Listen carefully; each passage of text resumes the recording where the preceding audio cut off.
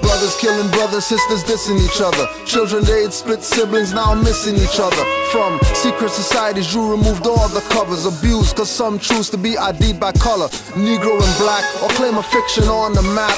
Thought power is wasted on the idol god crap. Nuisance solutions, following illusions. We are old world orders, but we scared of new ones. Some stuck on stupid and being humans. Some hoping Cupid would find her a new man. Sis, it will never be him, only you can. Find the one's nose that won't go like Pinocchio or Toucan.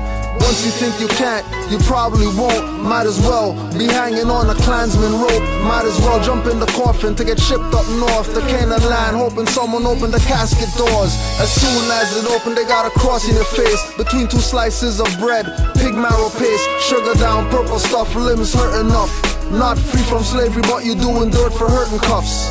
For the record, we in the club. We all brothers and sisters, so we in the club. But we all members of the Moorish Side Temple. We got this going on. And no, that's not what this movement is about. This is a national movement. The nation is out there. The only reason you're here is your job is to go redeem them. All right, Islam, and welcome to Moorish Heritage and History School. This is your host, Anna-Ida L. And, of course, I have my co-host, RVBey. Peace and love to all. How are you today? You know what? I'm doing good. I'm doing much, much better than I was yesterday. Yeah, I had a headache yesterday, and I don't know. I guess my body was saying, "Look, you need to go lie down." And so that's what I did after the broadcast last night, and and woke up today and had to go back to sleep because I felt the headache a little bit more. But I'm feeling so much better. Well, that's great. That's great. Wonderful. So much better.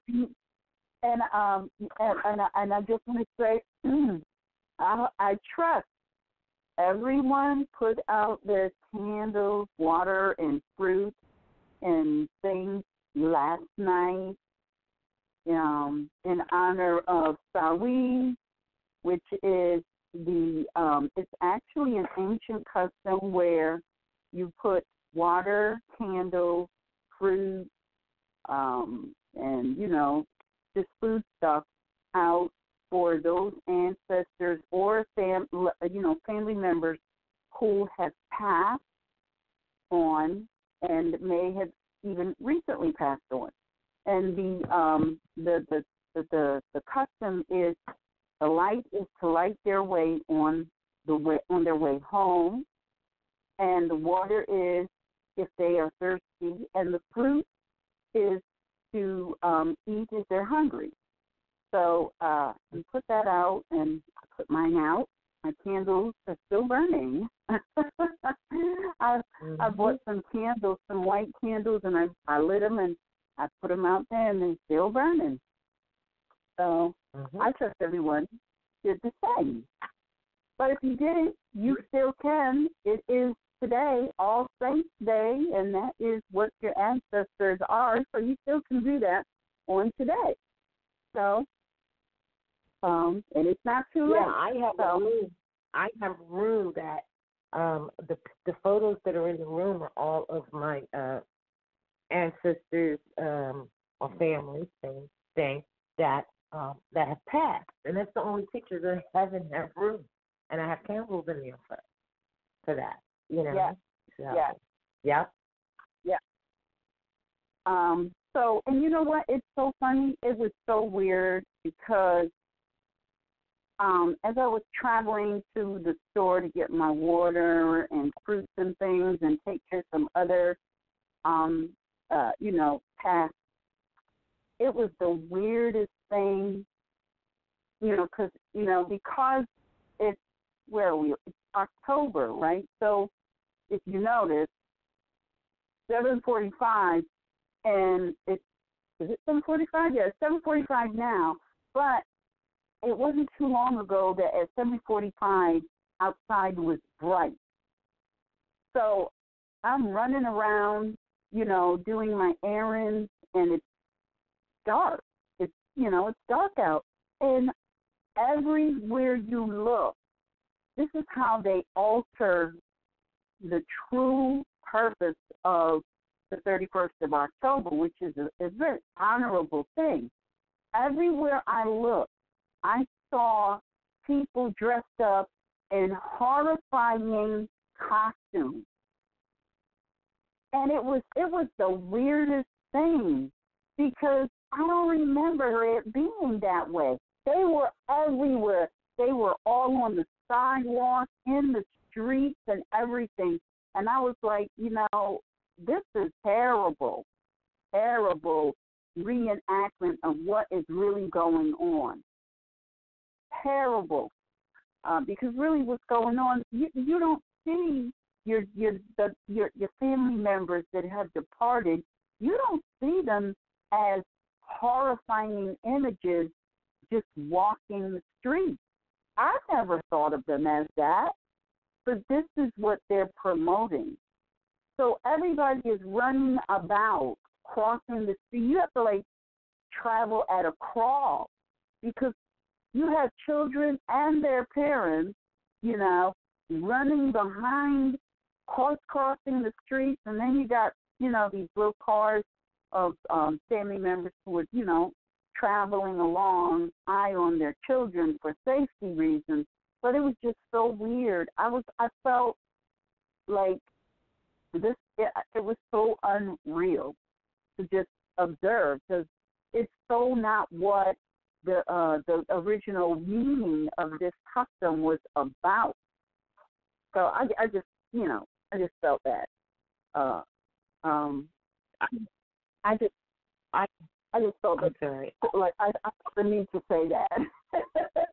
Well, no, but you know what? I had dropped off. I don't know if you noticed that, because with this new phone, I was trying to take the right. So I was listening, so I missed a little bit. But what you generally are saying is about how they're out there doing what they call trick or treat and all that, right? And how they're in the streets. That's what you're talking about, right?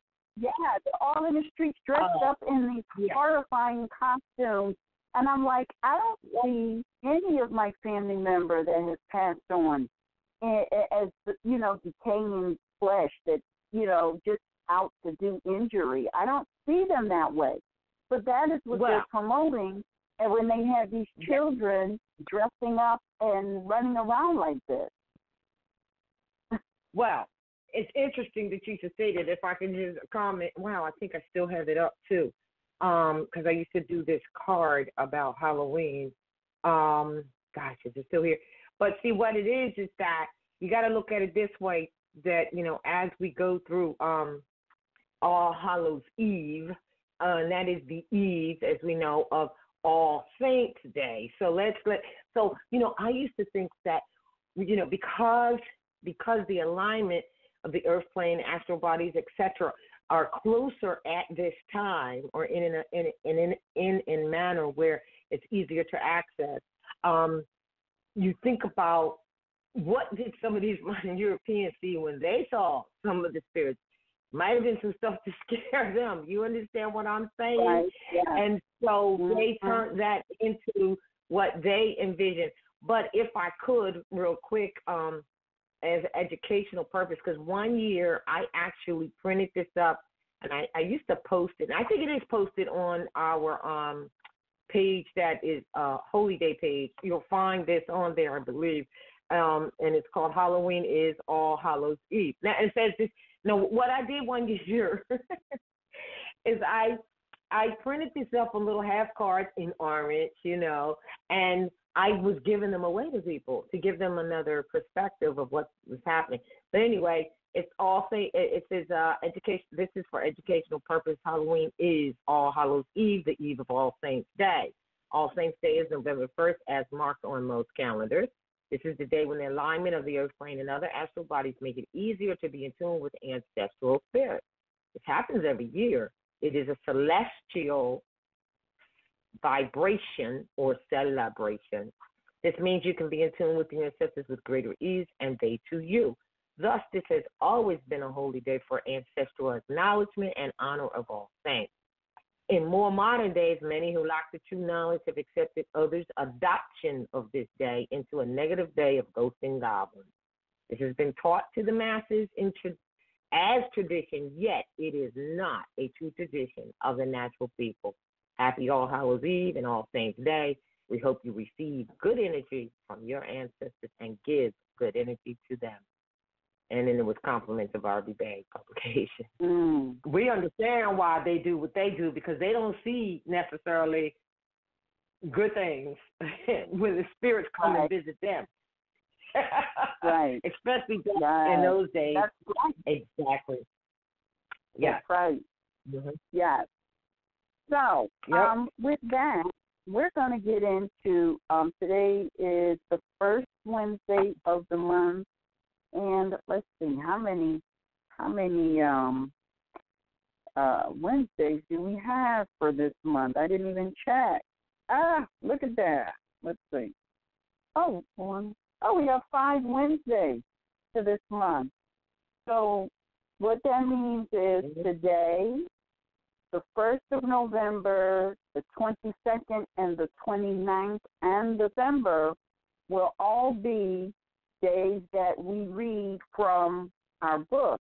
Wow. Now, for some of you who may not be aware, we have this is a new program. This is a new program that we introduced, and we were trying to think of an appropriate name for it, and we have come up with one. And it is, Roz, would you like to do the honors since you came up with it? Yeah. The name of this 5th program on NHHS Eyes Wide Open is called Circle of Readers. Ta-da! That's it. Yes. Circle of Readers. So right now you're going to see it as Moorish Heritage and History School at Morocco.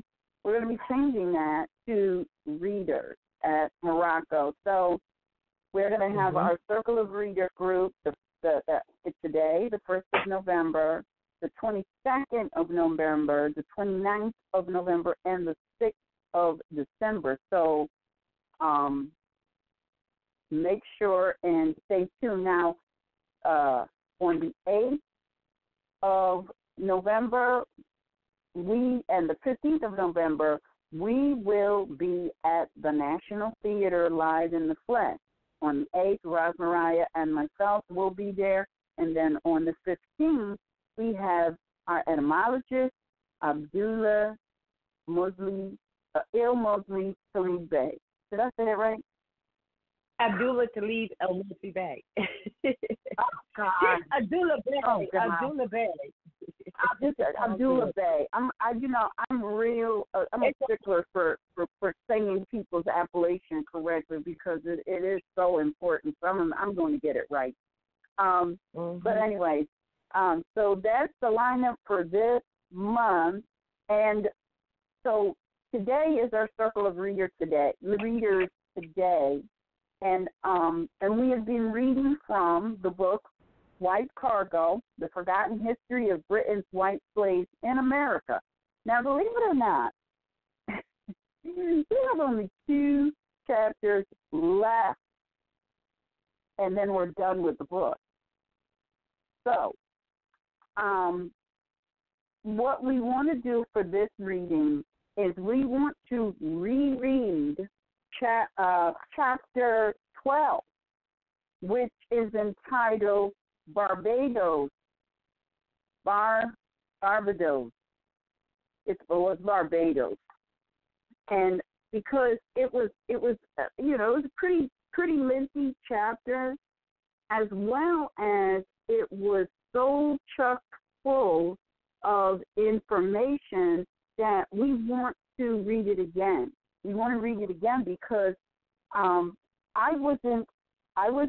think Roz was doing that broadcast. That was around the time that I think my mom had gotten sick and passed.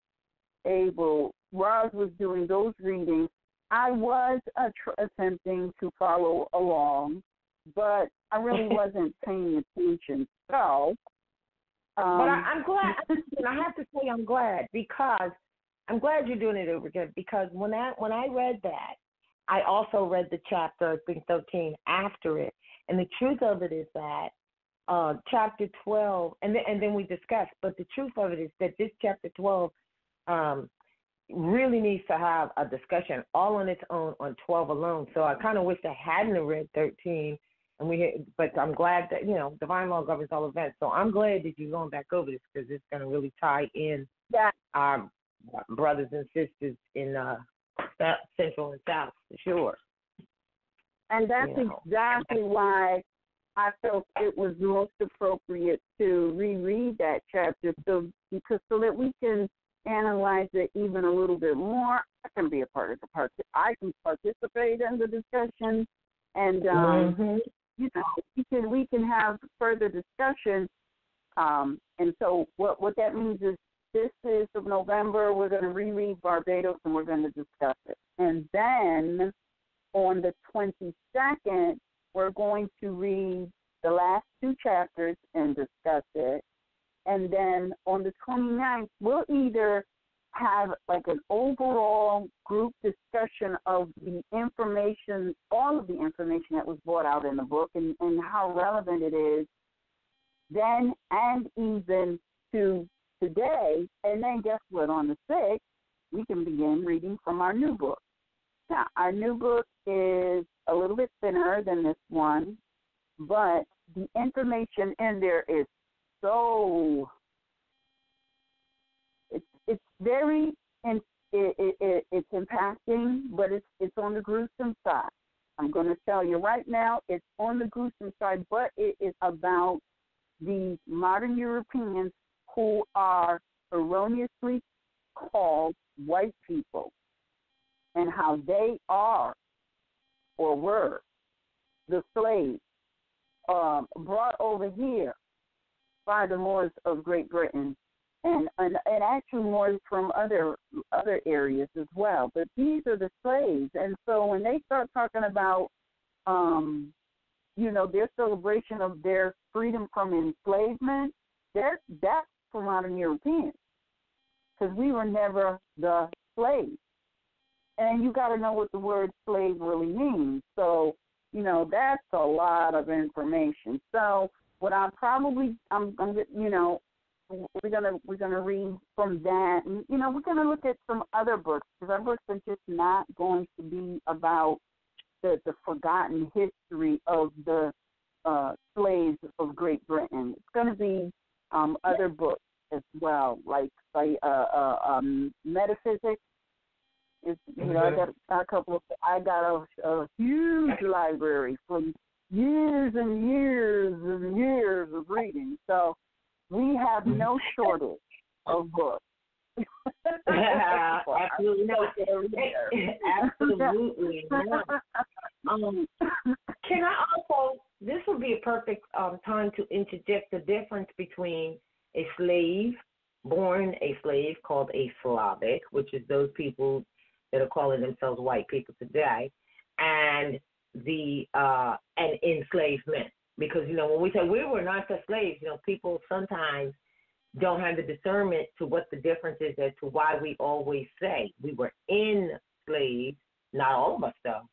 Not even all of us on this continent. And the recent movies that have come out, such as Django and 12 Years a Slave, and the Book of Negroes television series, which was a 6-week series, they give you keys to that. They blatantly give you keys to that. So it's important to say that when we say we weren't the slaves, we mean that. These people, the Slavics, these modern Europeans, they were and are the original slaves right here on this land and on in England or Britain, which is now referred to as England. So some of us became enslaved here where we stood, and only a small amount of people actually were taken off of the quote-unquote Barbary coast that they call off of the African Barbary coast. But that was after, for the most part, correct me if I'm wrong, was mainly after these people were freed from their slavery from their slavery with the British, And all they knew was slave trade. That's all they knew. And if you read in these books, you can understand why. Because they were born as slaves into slavery, period. And so they wanted to keep the slavery industry. So at that point, they went to the Barbary Coast and they kidnapped, literally, some of us from there to here. Not many, though, and not all that were already here. If you also read the letter from Benjamin Banneker to Thomas Jefferson, it also shows you that we were not slaves. He himself was not. And that whole dichotomy wasn't even a part of the being, at all. It's like, excuse you, we just helped you get freed from this slavery. We just helped you, and you're looking at my brethren to enslave them? Oh, no. Something's wrong with that. The other thing to note is that when they did go to the Barbary Coast to kidnap slaves, we got to understand that a lot of us assisted, and this is where you hear people say, I don't want to be a Moor because the Moors put their own people in slavery. Well, that's neither here nor there, because you are who you are. However, there were some of our own that definitely helped the Englishmen, as they called them at that time, once they became they became free from the British. But Englishman in its definition means a hybrid. How about that? So they went into and they so they helped them to in fact enslave. We helped them to enslave us, and that is also shown in the remake of what's that movie? Remake of Roots. The opening scene of the remake of Roots. Now they did a remake, but the opening scene shows you that we helped them to help the Englishmen to enslave us. Interesting. And what's interesting? I mean, like the whole story of Roots, which was written by Alex Haley. Man, let me tell you, that right there, that is very interesting. And, I want to read this. I want to start reading this, but, I was having a conversation with my girl, Gianna, today, and she unveiled some really interesting information, and I'm trusting that, after we read, you can share that with us, because if you've done your research, because it doesn't ever end. Once you start researching and studying, it doesn't ever end. But if you do your research, what you're going to find is that a lot of changes at the beginning of the 1900s, right? It is in the 1900s that a lot of stuff started changing. Like prior to 1900s, the Moors didn't have any deeds. And you can go back to the records and you'll see that if you go and research a location, you go to the land records and research a location.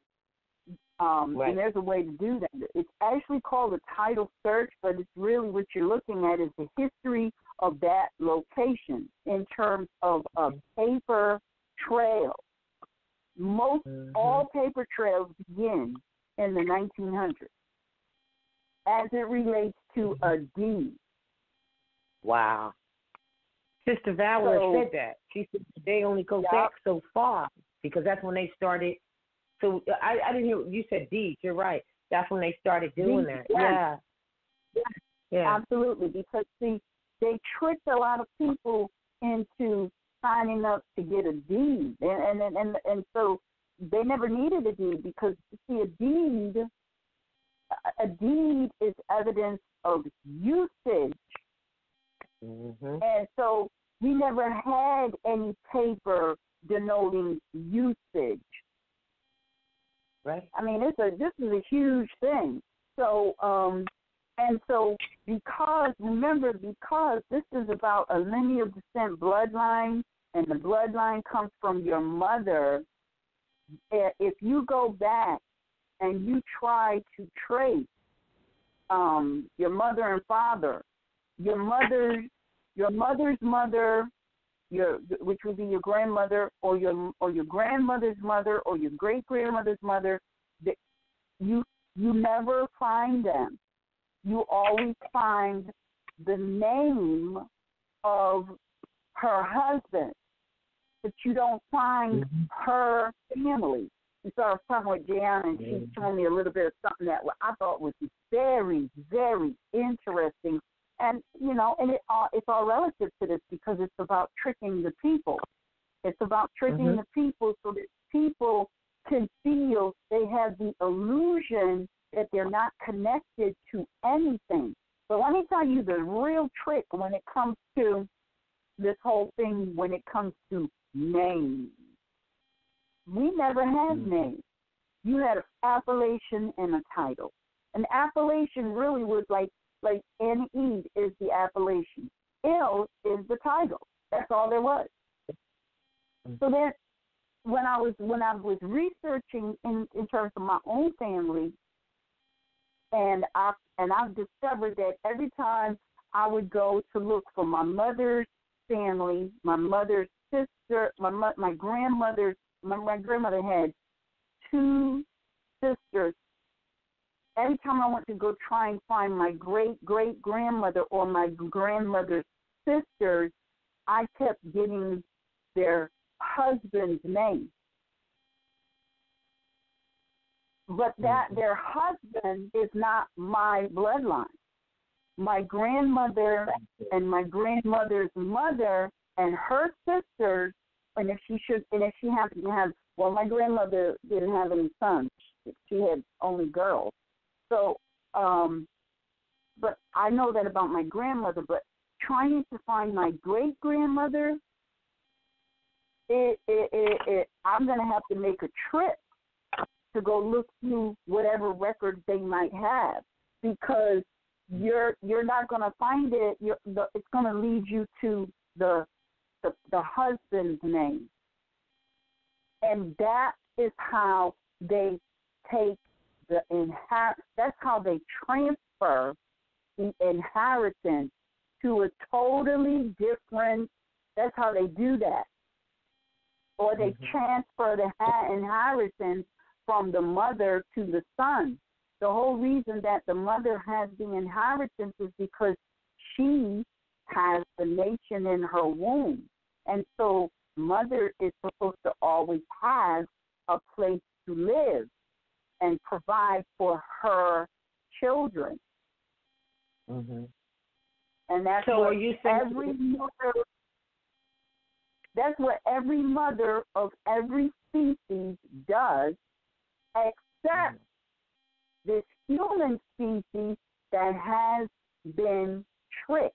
Now, most mothers will do that intuitively, but a lot of mothers have been tricked into believing that egg that they gave birth to came from a son, and therefore, because they feel that way, they feel like, oh well, that's his property. He needs to take care of it. I just brought it here. He needs to take care of that.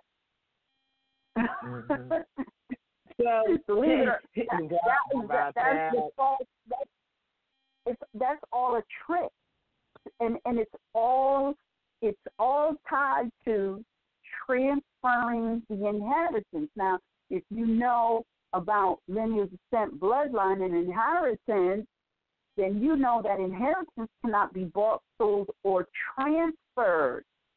But they're giving the illusion that it is a linear descent issue, but in actuality, they're transferring the inheritance from mother to son, and then he will transfer it to whomever he hooks up with, and they promote him hooking up with European daughter, so then the inheritance transfers to another kind of human species, and that's how the law of inheritance, which says inheritance cannot be transferred, literally gets transferred. But it's all in this, and they tell you They tell you how it's done in this book, and when you do a little bit of researching into what was unveiled in this book, you see this is part of the missing puzzle that people needed in order to effectuate, the return to the mindset of the forefather, or your ancient foremothers and fathers. Right. So you're also saying then it's real clear that they started keeping records that they call deeds or whatever, and at that time, and transferring them into the patriarch or the fathers or the male's name, taking it away, which is why some of the land records, the real ones, are down in the basement in the daggone safe and stuff like that. That's what's in those land records is where it's the ill and bay, or really the ill or bay. Right. Exactly. And that's it. And that's only if those Aboriginal indigenous people recorded it, because remember, this is living free. There was never a need to record the anything regarding people who function in a private, non-commercial capacity. There was never any need to record anything because the Aboriginal indigenous people was never a business transaction. Mm-hmm. So That's right. there was no need. There was no need to record it because everybody was clear that it was lineal descent bloodline. But that was altered, and when you go into the records, you can see that the transition. You just got to go back far enough, but you can see the transition. It's there. So, right.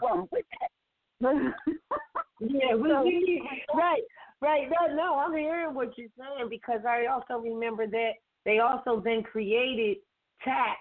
Like they'll only go back to and create tax records. Like, oh, that was lost in the tax sale. There was no taxes involved. No.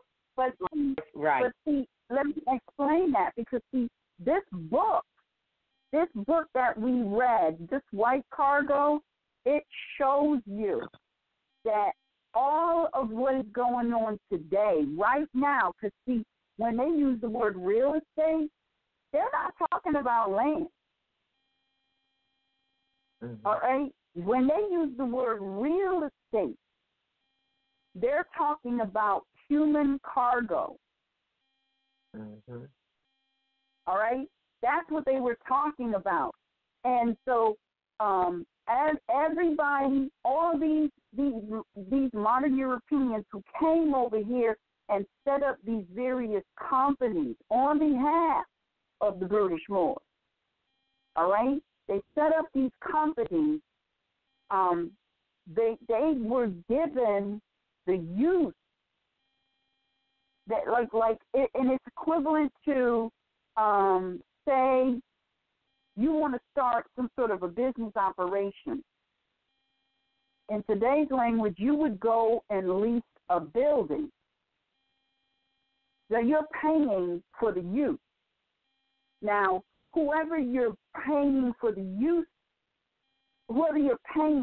use that space, they don't give a crap what your business is. They don't give a crap whether it's profitable or not. The only thing that they are concerned with is that you have the payment that they require for the use. And today, that is considered a mortgage because it used to be that, people was using real money. So if I wanted to purchase the use, I would buy the use outright. Like they might say, okay, we want $12,000 for you to use this. All right, so I would just make the purchase outright. But in every contract of use, they also want a a percentage of the proceeds. And they showed you that in here with Walter Raleigh. Because I believe Walter Raleigh sold his permission of use, which is called a charter, to somebody for like $12,000, and he got 20%, in perpetuity. 20% in today's language is called a tax. The $12,000 is a mortgage, because it's no longer $12,000, and you don't have, a certain pieces of gold, or in this case, a certain amount of cash crop, because cash crop at that time was tobacco. Tobacco was big business, so you could come up with $12,000 or $12,000 cash using your cash crop. Today, that has more than tripled in some cases. So now you're looking at maybe, 150, 200, 300,000.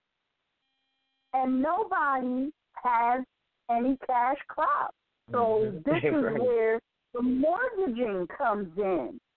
So not only are you paying over time for the youth, you're also obliged to pay them a percentage of your perceived profit from whatever your business endeavor is, whether you're successful or not. If anybody has ever opened a shop or run a business where you're doing some type of exchange, whether it's a product or a service, you know that when the first of the month comes around, don't nobody want to hear if you made a profitable sale or not.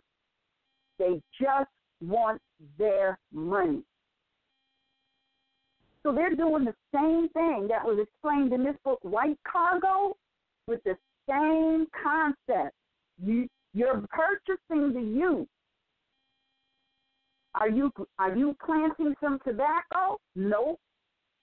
You're living in this space that you have purchased for some business use.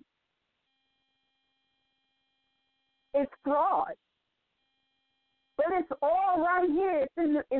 They tell you in this book, and if you go and do the research, you see it. It's right there. They can't hide it, how they got here. And look, if wherever you are on this Moroccan American soil, if you go back, see, this is why sometimes it's good to pay attention to what they were teaching you in these institutions they call school. It's a good thing because they gave you a little bit of truth in some of these institutions. They gave you some truth about if you they told you about the whole New York, the area that they call New York, that's got, and Virginia. New York and Virginia has some amazing history that they teach you in these institutions. They tell you about the Virginia Company, tell you about the cash crop. I remember hearing about the cash crop, because then nobody had any cash. Right?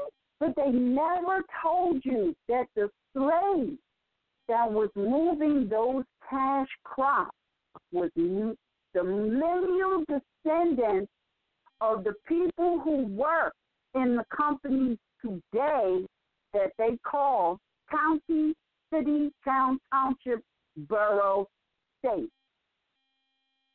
And it don't matter what they're calling them. Every last one of them initially started as a prison colony. This, what they're doing today, this is why it's imperative to study the history. Because this, what they're doing today, is bona fide human trafficking that was started in the 1500s and the 1600s and continues today in 2017, Christian calendar year, get ready to go into 2018 Christian calendar year. Nothing has changed. And the people that used to know our ancestors, they have passed form and they have slowly dumbed us down to the point where we are almost as ignorant as the modern year, the lineal descendants that came over here as slaves. We are almost as ignorant as them. Can't find our way out of a paper bag. Well, let me ask you this one question. When you say as prison colonies, can you clear up like what prison colonies and for whom? Oh, the prison colonies. Okay, as they told us in this book, right here, White Cargo. Great Britain had a surplus. This is what they called them. This is the language they use. Surplus of slaves to the tune of 12 to 15,000 in the area they call London alone. They was making too much noise, disturbing the brutish Moors, all these damn babies in the street hollering and crying because they were hungry, people in pain, screaming out. Can you imagine 12 to 15,000 people outside your door just moaning all night, all day? Mm-hmm. Them brutish Moors got up there and said, look, pack them suckers up and send them over to the Americans to work on the plantation. They might be of good use to them. Even if they die in the process, it's better than me sitting here listening to them crying and hollering all day and all night. This is how they said it in the book. It send them bastards over there. Send them away. Get them out of here. They listen to this damn noise. I can't hear myself think. I can't eat my supper in peace. All these babies crying because they hungry. Get them out of here. That's so cruel, but that's the way it was. Yeah, that's how look, they ain't calling British Moors for nothing now. All right? They ain't calling British Moors for nothing. So they shifting that's real crazy now. I got a friend who have all of these chains from the so-called slave ships that was supposed to be for us that wasn't for us. These was the slave ships of the people they was bringing over from Great Britain. Now, in this book, they told us that the people that was coming over here as slaves was between the ages of 11, 5 and 11. 5-year-olds. All right? Chains. Almost all of the chains that you will find today is for the risk of those children that they have us thinking was for us. But it wasn't for us, it was for them. It changed to us later, but it began with them. And they tell you right in this book. Hundreds and thousands of children was just, they called the people spirits and villains. Who knew that the word spirit and villain, as it was used in the 1500s, and kidnapping, they was referring to people who were snatching up children. They were nabbing the kids. Hence the word kidnapping. Wow. And right, so the kids that were being snatched up was modern Europeans. So this is just a hint, a clue. When you use the word kidnapping was a word that was used to describe the modern European slave children that was being snatched up. So for us, it was abduction, not kidnapping. Right. Abduction. Well, but who knew? Kid does really a baby animal, a billy coat. That's why we tell people don't call your children kids. Oh, they kid nabbing, and then they changed it to kid napping. I mean, the history is right there, but look, if you're waiting for the lineal descendants of these slaves today to tell you the truth, you'll be waiting till hell freezes over. And because we don't know our heritage, imagine us going to the lineal descendants of the slaves of Great Britain talking about how come you don't have any history of the African Americans in your curriculum. You need to have the history of the African Americans in your curriculum. We need to have African American studies. We need to know about our past too. Why are you just teaching us about yours? Because that's their infrastructure. It was set up to continue the teaching of their lineal descendants of the slaves, not the Aboriginal indigenous people and their lineal descendants. We're supposed to have our own schools, which we did. And this is why Papa Noble Ali, basically, he said, look, if you don't have a temple, you better have a school. Because what's the point of having a temple if you don't have a school for the children to go to? Right. You're right. That's right. Really, and that's why you said it.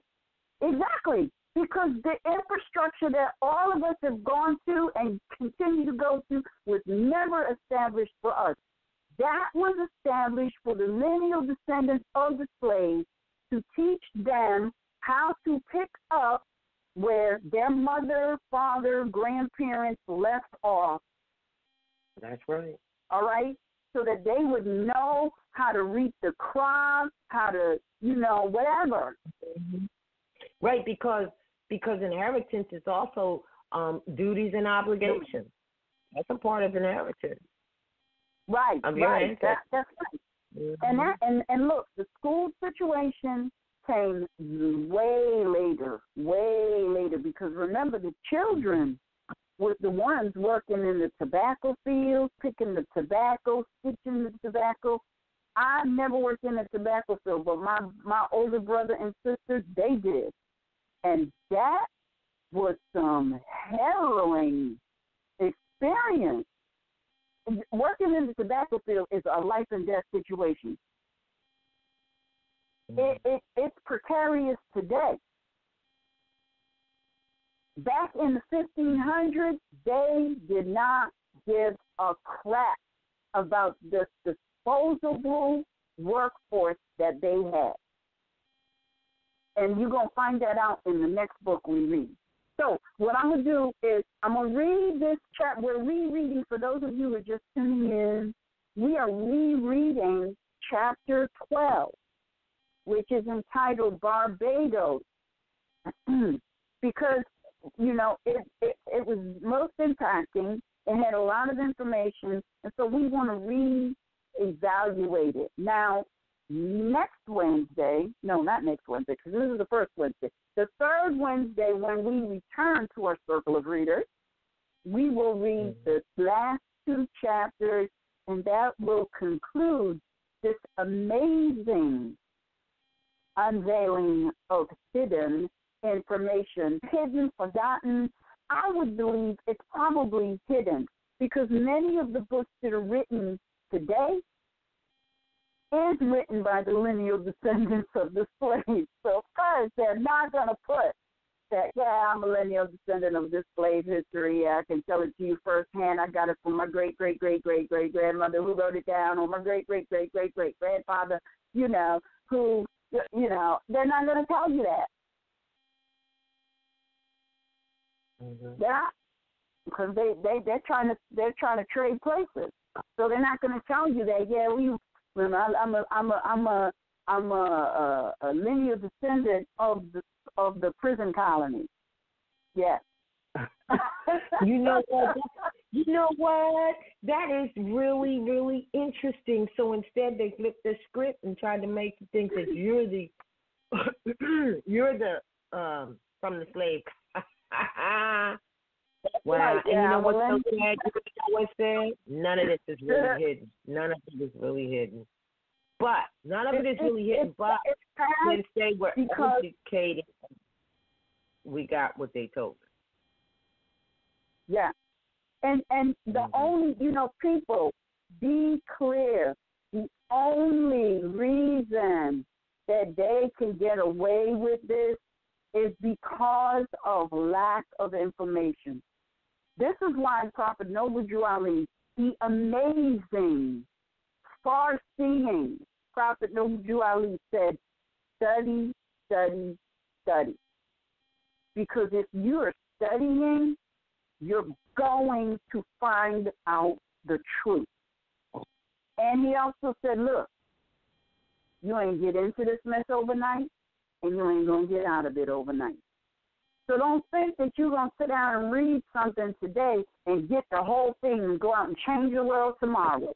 That's not going to happen, and that's not your job. Your job is to read and figure out yourself. Mm-hmm.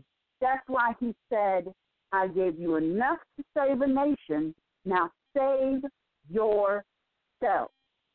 That means you need to go within yourself and you need to look at yourself.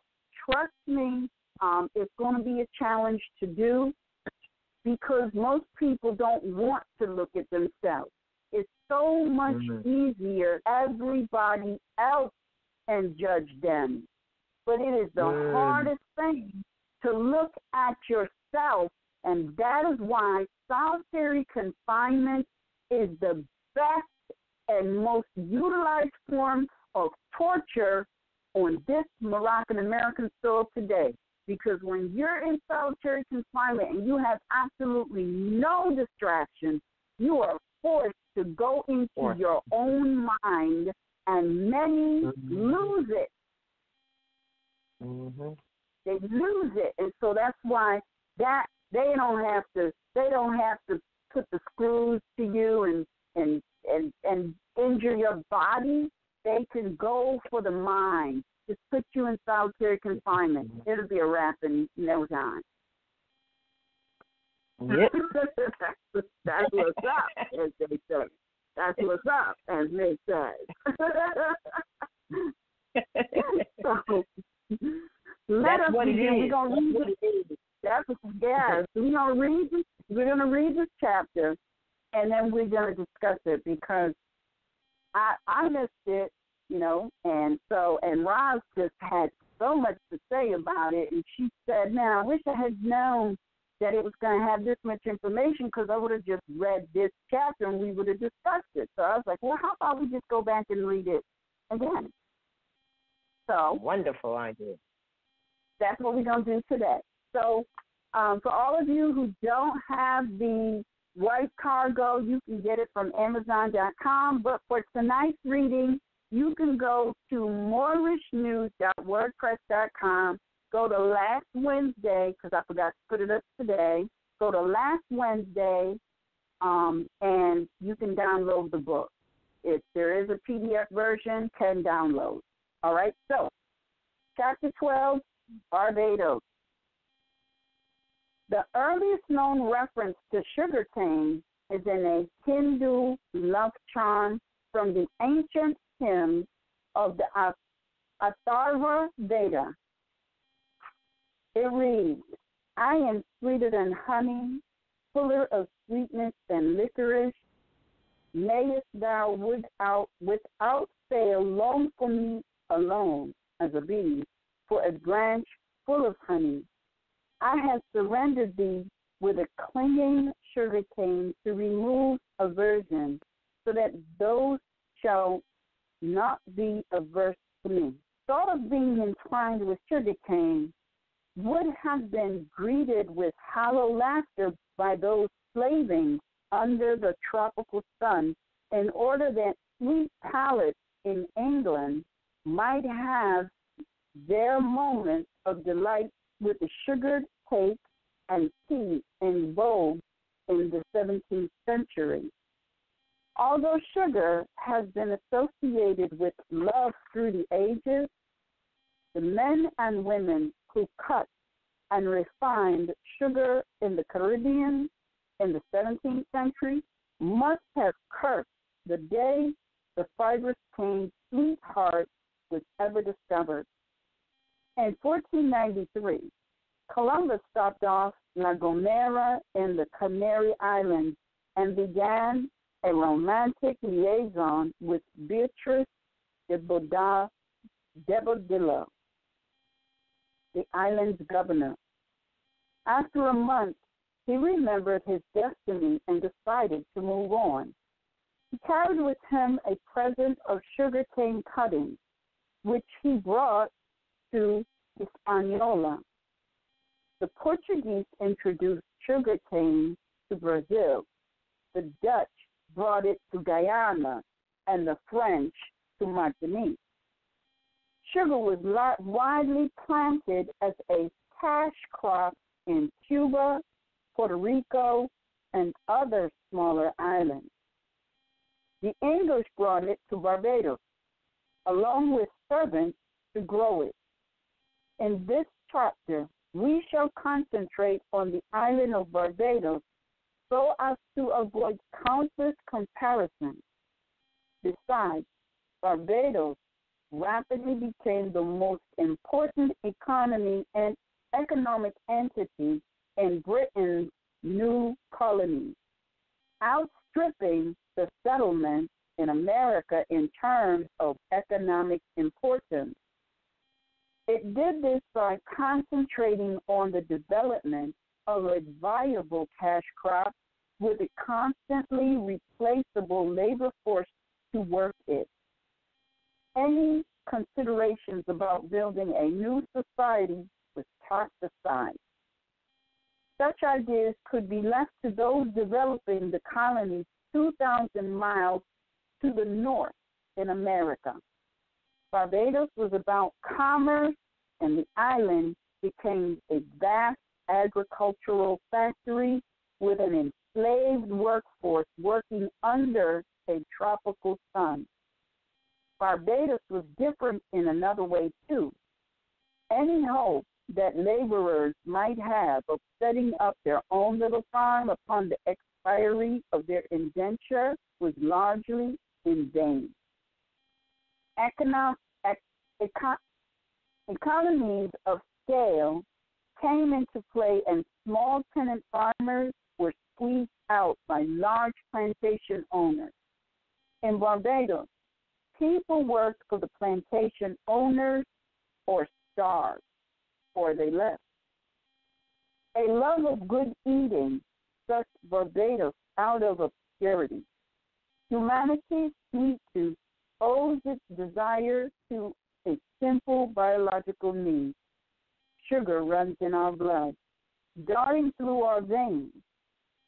The human chemical plant directs glucose straight into the bloodstream, providing energy like a drug rush. After such a high, blood sugar levels inevitably dip.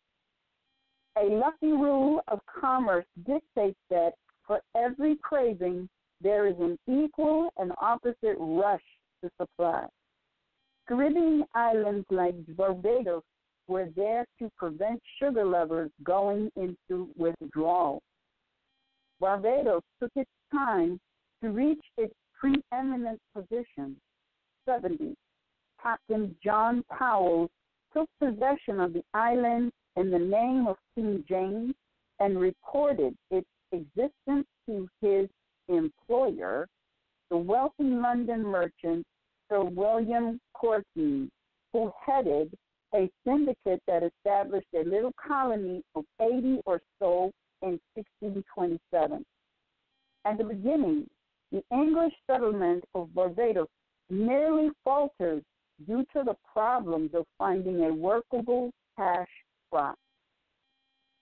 Captain Powell knew the Dutch governor of Guyana, from whom he purchased cotton and tobacco, along with various edible vegetables and sugarcane. Cane was to make pill devils or rum.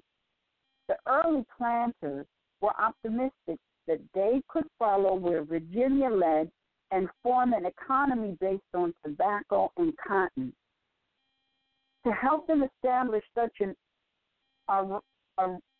agrarian economy, Powell brought a group of 40 Arawak tribesmen from Guyana as agricultural instructors. The Arawaks were soon betrayed and enslaved. Shortly afterward, the enterprising planters kidnapped more Arawaks to work their fields for them, simply among the first of many to be betrayed and debased on the island of Barbados. The English settlers and their backers also squabbled over ownership of the colony. Sir William Courteen's syndicate, which had borne the initial risk and cost, was shouldered aside by a syndicate headed by the Earl of Carlisle. Influence mattered as much then as it does today, resulting in Carlisle being granted a patent by the king and taking control. Among the more forceful planters who shortly arrived to make their fortune was James Drax, a larger-than-life figure who later took the memorist Richard Legion who later told the memorist Richard Legion that he had arrived with 300 pounds in the 1620s and planned not to leave until he could buy a 10,000 pound estate in England. As things worked out, Drax, his brother William, and their fellow farmers had a ditch or two to cross before they would attain solid economic ground. The decision to grow tobacco was a bad move. Better quality leaf was being grown in Virginia, and so Barbados switched to cotton and indigo. Even then, the island was in competition with more established industries and with other nascent English colonies, such as St. Christopher and Montserrat. Right from the very beginning, conditions for indentured servants in Barbados were atrocious. The man appointed by the Earl of Carlisle as governor in 1629, Sir William Tufton, tried to ameliorate the lot of the servants, but the planters rebelled.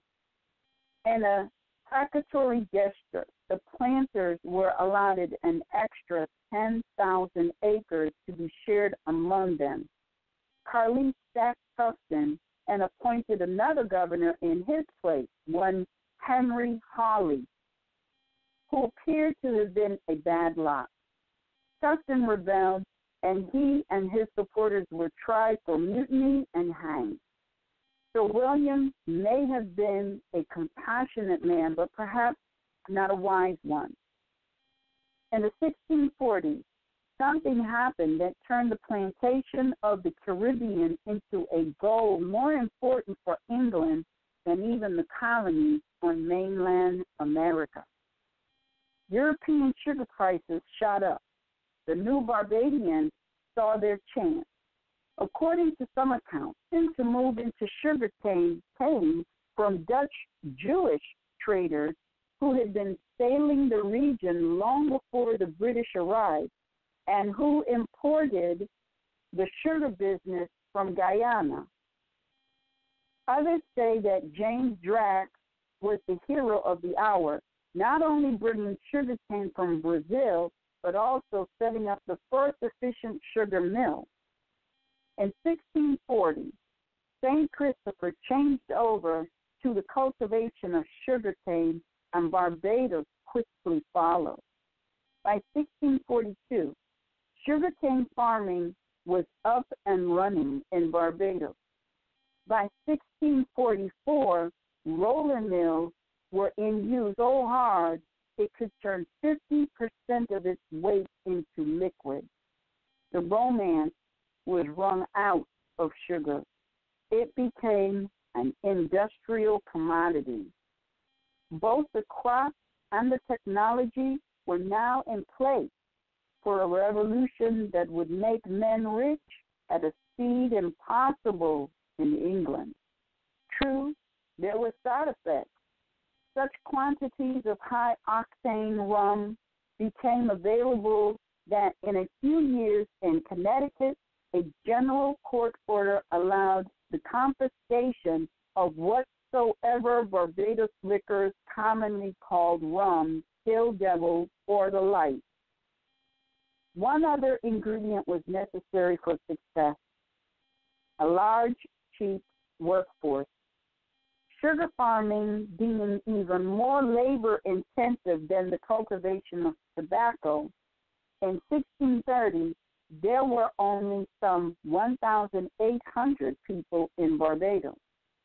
This was soon to change rapidly. In 1634, the total number of servants shipped from Britain was 790 males and 46 females, of whom 246 were aged between 10 and 19 years old. The first cargo of English convicts arrived in 1642 to work on the new sugar crop. Barbados was on its way to becoming a penal colony in all but name. The transportation of convicts had been described as a deferred death sentence.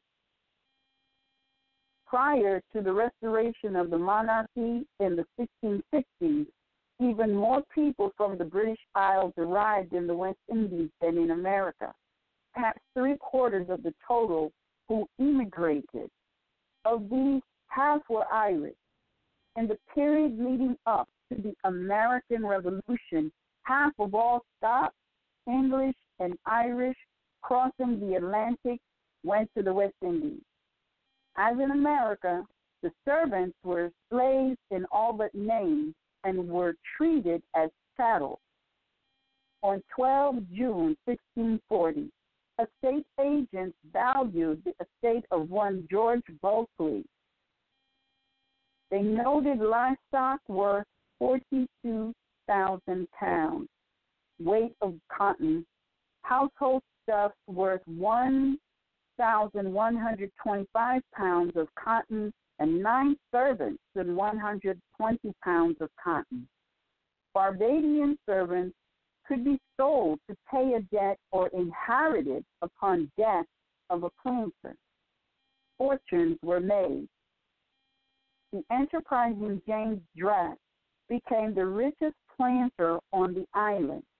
He was one of those who had benefited from the share out of the 10,000 acres after the fall of Sir William Tufton. Drax's monument stands today, a large gray block of a house built in the 1650s. From the exterior, Drax Hall is no tropical pleasure dome to titillate and delight the viewer. It was built as a solid, fortified house of power. The unyielding shape of his home said something about its owner. Drax had influential friends in England and the organizational abilities to make a success of his new enterprise. He established an estate that became the envy of all. Architecture might not have been Drax's forte, but with his vision he knew how to entertain.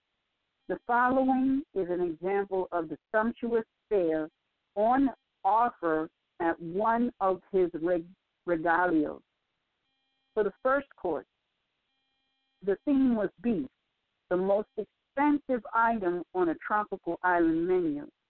Drac served rump boiled, cheeks baked, chine roasted, breast-like roasted, tongue and tripe minced, and baked in pies seasoned with sweet herbs, spice, and currants, and all 14 varieties of beef.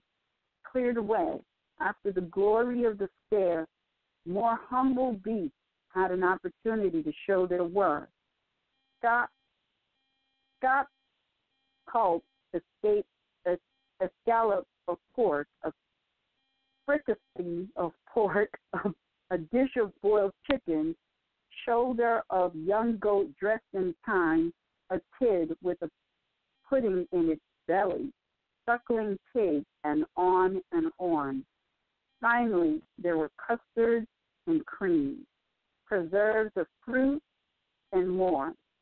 To drink, there was the ambiguous Hill Devil plus brandy, claret wine, white wine, and Rhenish wine, sherry, canary red sack, spirits from England, and with all this, you shall find as cheerful a look and as hearty a welcome as any man gives his best friend, reported a satisfied guest. While the planters feasted, out on the island's farms, the African slaves settled down to sleep on a plank in a dormitory, having feasted royally and on a portion of his weekly allowance of a bunch in his hovel. The European bond slave dined on potatoes and Indian corn and perhaps some beans. No fine wine to slouch down their meals, though a spirit distilled from sugar was used as a medicine to revive those who developed a fever, a recurring hazard on the island. We don't know how Drac treated his European and African workers. Perhaps he was better than some or worse. Some indentured slaves were treated kindly.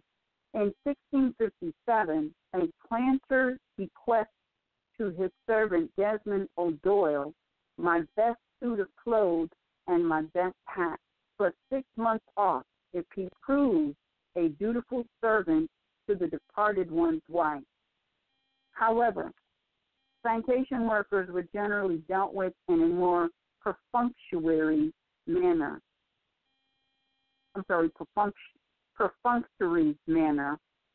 Ireland, with its ready supply of young men with little adequate employment, became a labor exchange for the Barbados sugar industry, although Scottish youth were in even more demand. The need for labor on Barbados outstripped supply from the British Isles. In 1646, the government published a memorandum to encourage the trade in servants, and in 1652, an act was passed allowing 2 or more justices to issue a warrant for vagrants and beggars to be shipped to the colonies, whether to island colonies or America.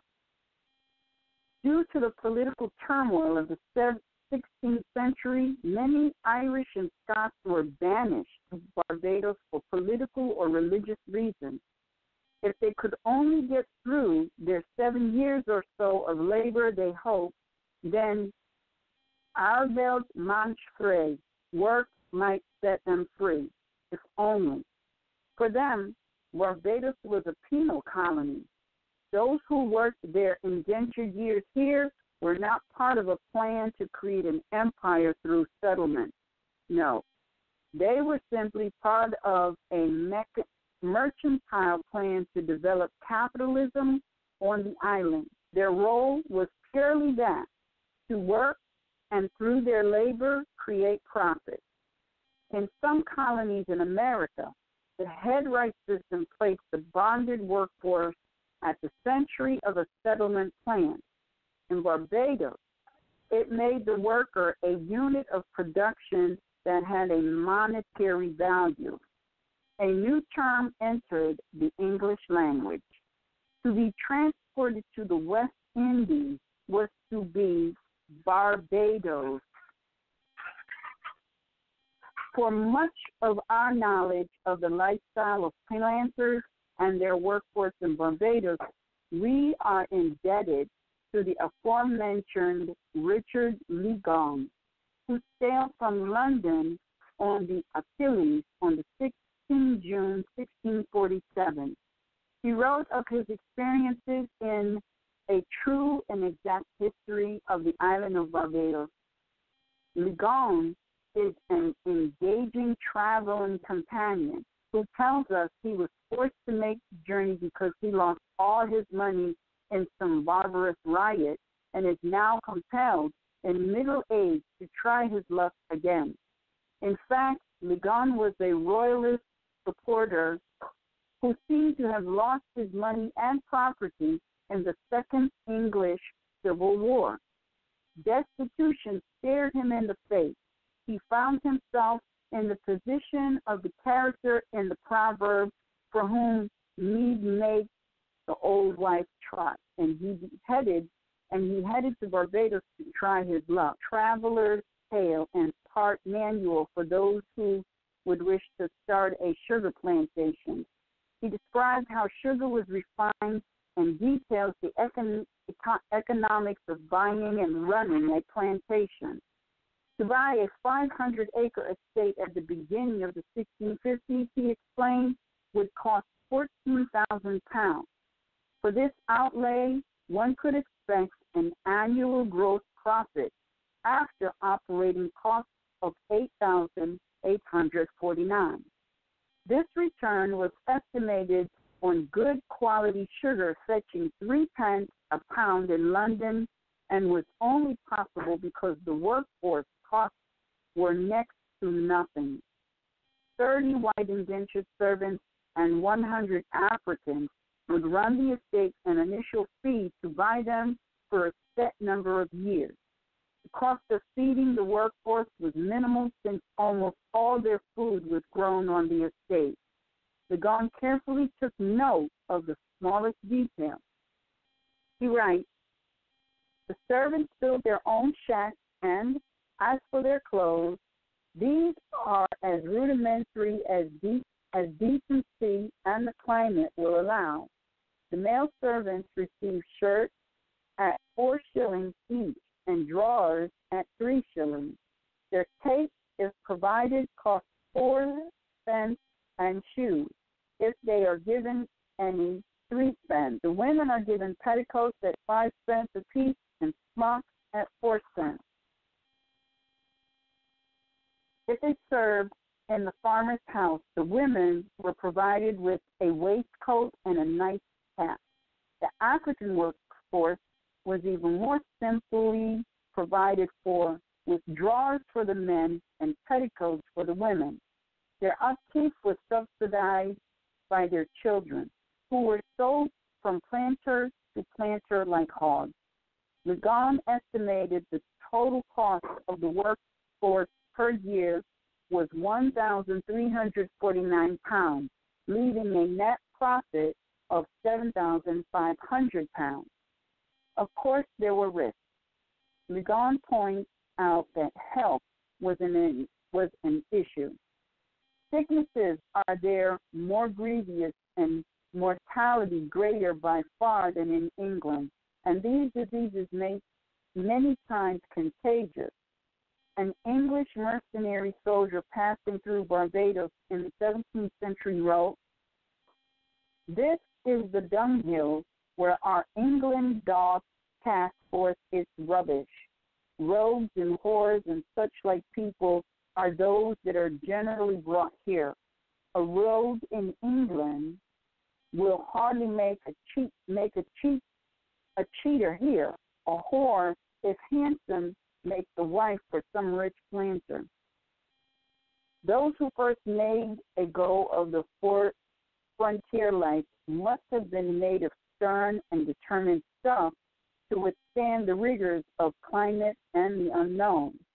When the small holdings of the pioneers gave way to the large sugar plantations, life for the few became agreeable, and the rough and tough men without capital drifted to other colonies such as Virginia or Rhode Island in search of a living and a dream. For those with capital and a hunger to make quick money, Barbados became the Mecca of the West.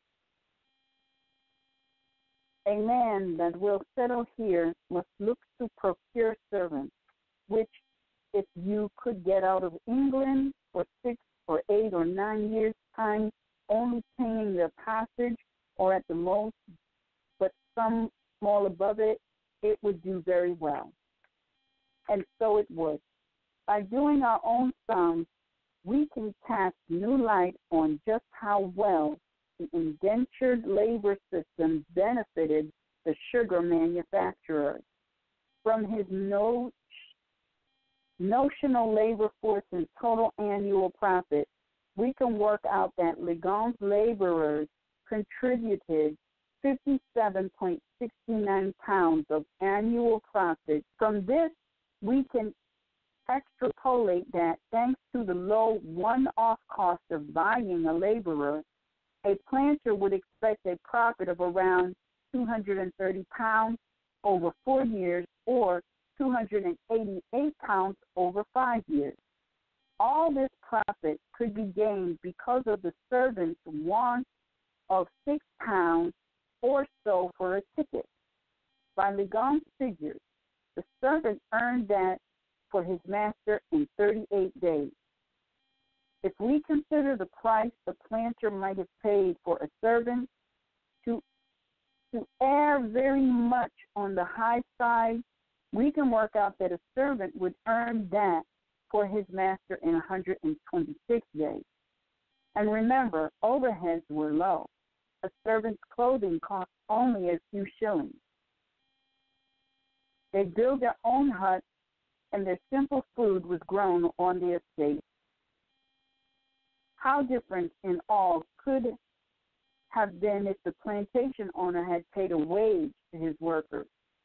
If so, it might have been at the typical 17th century English farm laborer's rate of 10 pence to a shilling a day, or about £6 a year.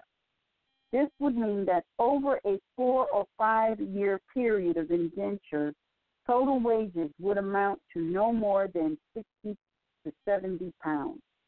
In such a case, the 4-year profit margin from the laborer's work would drop from 230 pounds to 170 pounds, and over a 5-year period from 288 pounds to 218 pounds.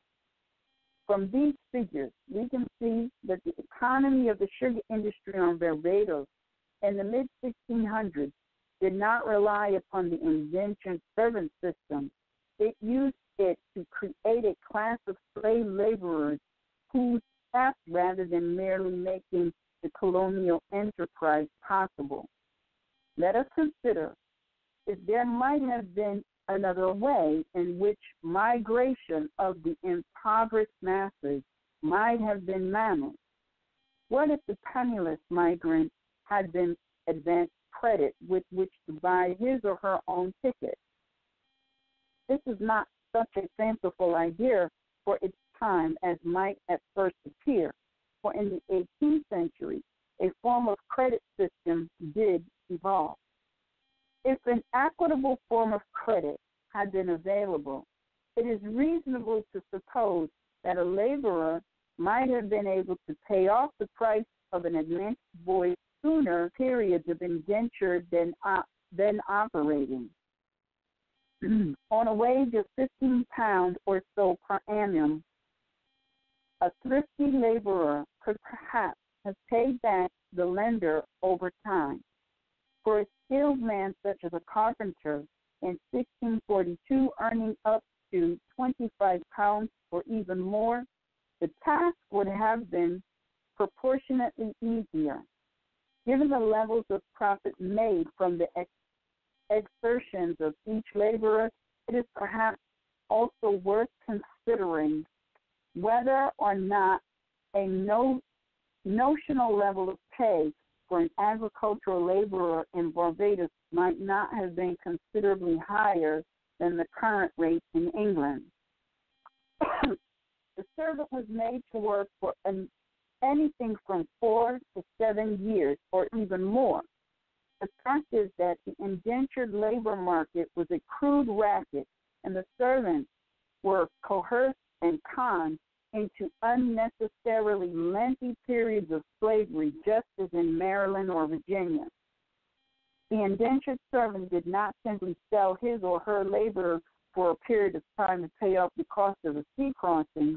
The circumstances they encountered in the labor market forced them into giving a substantial period of their productive life to another for free. In this groundbreaking book on slavery, Eric Williams pointed to the many differing types of servitude and bondage, being careful to make distinctions between them and what he saw as the true slavery suffered by Africans, a lifetime that was inherited by their children. While this was definitely the worst situation of all, it was worse by degree rather than by intrinsic nature. It has been argued that since the indentured servant was not born a slave, this was sufficient to differentiate him from one.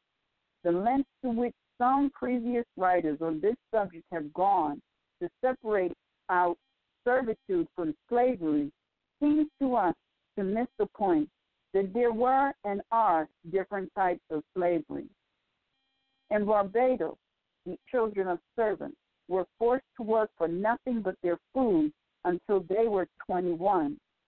Other methods were used in the attempt to keep servants for longer than the period of their indentures, including adding years on for infractions of the endless rules that govern their lives. Many of these rules can be seen as being deliberately irksome, so that servants were likely to break them at some point. At the conclusion of a servant's indentured term, his master was usually obliged to give freedom dues comprising a sum of money, some implements, and clothing, a piece of land, or even some configuration of all three. In practice, this hardly happened. By the 1640s, the plantation owners had taken over most of the good land on the island. It became difficult for newly freed servants to set up a farm. The former servant would find that he or she had to work for a plantation owner for a subsistence wage. In this way, the labor force was effectively kept in thrall to the plantation owners for life. In 1676, the island's governor wrote, "As for the lands in Barbados, I am confident there is not one foot that is not employed down to the very seaside." Legon described the position of each person in the social strata of Barbados. Island is divided into three sorts of men, viz., masters, servants, and slaves. The slaves and their posterity, being subject to their masters forever, are kept and preserved with greater care than the servants, who are theirs but for 5 years, according to the law of the island, so that for the time the servants have the worst life, for they are put to very hard labor, ill lodging, and their diet very slight. This is a crucial first-hand account, for Legon observed that the white Europeans were being treated differently from the Africans. They were being dealt with more harshly. The Africans' lot was a terrible one, for to be wrenched from homeland to toil for another without the comfort of even family life is as dreadful a fate as could be imagined. However, for a period of time, it appears that the European was more likely to die an early death in the field than the African. The climate of Barbados made it particularly unsuitable for unremitting hard manual labor. Legon tells us that indentured servants were brought on board the ships that brought them and taken straight to the plantations, where they were immediately ordered to make their own cabins. After that, They were put to work in the fields without any time to acclimatize. If they be not strong men, ill lodging will put them into a sickness. If they complain, they are beaten by the overseer. If they resist, their time is doubled. I have seen an overseer beat a servant with a cane about the head until the blood has followed, for a fault that was not worth the speaking of, and yet he must have patience or worse will follow. Truly, I have seen such cruelties there done to servants as I did not think one Christian would have done to another. The plantation owners range from the merciful to the cruel, but if the masters be cruel, have very wearisome and miserable lives, noted Legon. Food was very basic: potatoes for dinner and labli, a kind of gruel or porridge, or bonvis beans or potatoes for lunch. Very occasionally there might be meat, and that only if a steer had died. It could get cold at night, with no bedcloth to keep the chill from a servant's hammock, and having to sleep in the shirts and drawers in which they work. A cold taken there is harder to be recovered than in England by how much the body is enfeebled by the great toil in the sun's heat. Then was the island home to many thousands of displaced English, Irish, and Scots. Long lines of laborers would clear the tropical forests and plant the cane. Harvesting was particularly back-breaking work, for the best part of the cane was near the root, and so the plant had to be cut close to the ground. Overseers ensured regimented efficiency. It was unrelenting work in an unyielding climate. Under the tropical sun, it must have been a most terrible place in which to labor day after day with little respite and with frequent applications of the lash. For the Irish, it must have been especially unpleasant to find themselves under a regime that was designed and administered by Cromwellians, who would have seen their Irish Catholic workers as the enemy not only of their country, but also of their religion. The reason for cruelty, therefore, existed on three levels: identity, religion, and commerce. The treatment of white bonded slaves in the Caribbean caused concern to some of those in authority. In 1651, Barbados passed a law saying that no merchant shall send a servant under 14 years of age without the written permission of a guardian or person in authority. This was ignored. A few years later, a Colonel William Briney wrote a letter to Oliver Cromwell from Jamaica saying that the planters should employ Africans. The reasoning was that the planters would have to pay for them and would have an interest in preserving their lives, which was wanting in the case of bond servants. Such observations by the colonel and others led to tens of thousands of Africans being shipped into Barbados in the middle of the century. The civil wars in England had far-reaching effects on the tiny island of Barbados. It is estimated that between 1648 and 1655, 12,000 political prisoners arrived as a result of the conflict. Deported royalist prisoners were sold as bond slaves. Rank was no safeguard. In 1656, two royalist officers named Rivers and Foyle wrote, "The master of the ship sold your miserable petitioners and the others for 155-pound weight of sugar apiece, more or less according to their working facilities." In a petition to Parliament, they described this insupportable captivity: grinding at the mills, attending furnaces, of digging in this scorching island, having nothing to feed on but potato roots, being brought and sold from one planter to another, or attached as horses and beasts for the debts of their masters. In 1659, an impassioned debate erupted in Parliament over the plight of rivers and soil. Sir Arthur Heslerig, one of the 5 MPs whose attempted arrest by Charles I had hastened the onset of the English Civil War, confessed that when he heard the petition read out, he had almost wept. Our ancestors left us free men. If we have brought our sons into slavery, we are of all men most miserable. Despite such sentiments, rivers and soil received no redress. Apart from the royalist refugees also turned up on the island. They saw it as a bolt hole in which to escape the revolution being forced along by Cromwell and the parliamentarians. This tipped political scales in Barbados significantly towards the crown. However, the pragmatism shown by the merchants and planters enabled them to continue their trade without significant political strife. This happy state of affairs could not last. When Charles I was beheaded, the island declared itself for Charles II. Parliament was quick to respond. All trade with the island was suspended.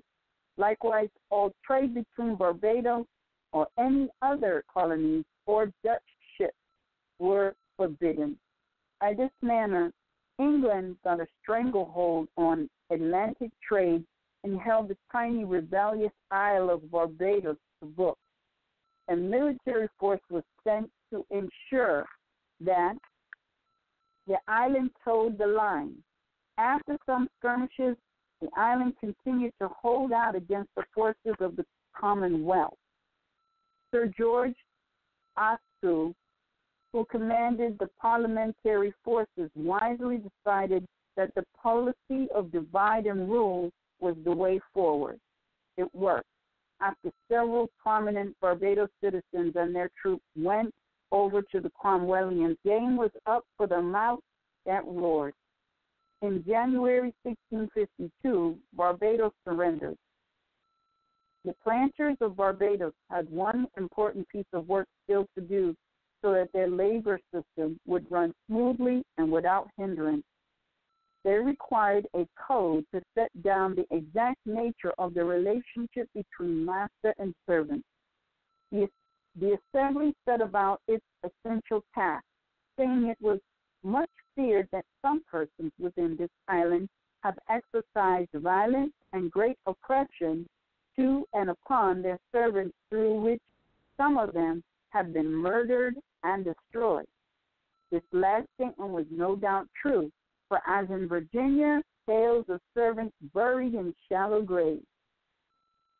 The act for the ordaining of rights between masters and servants came into being in 1661. As with so many drear documents throughout history, it had pretensions to be something other than what it was.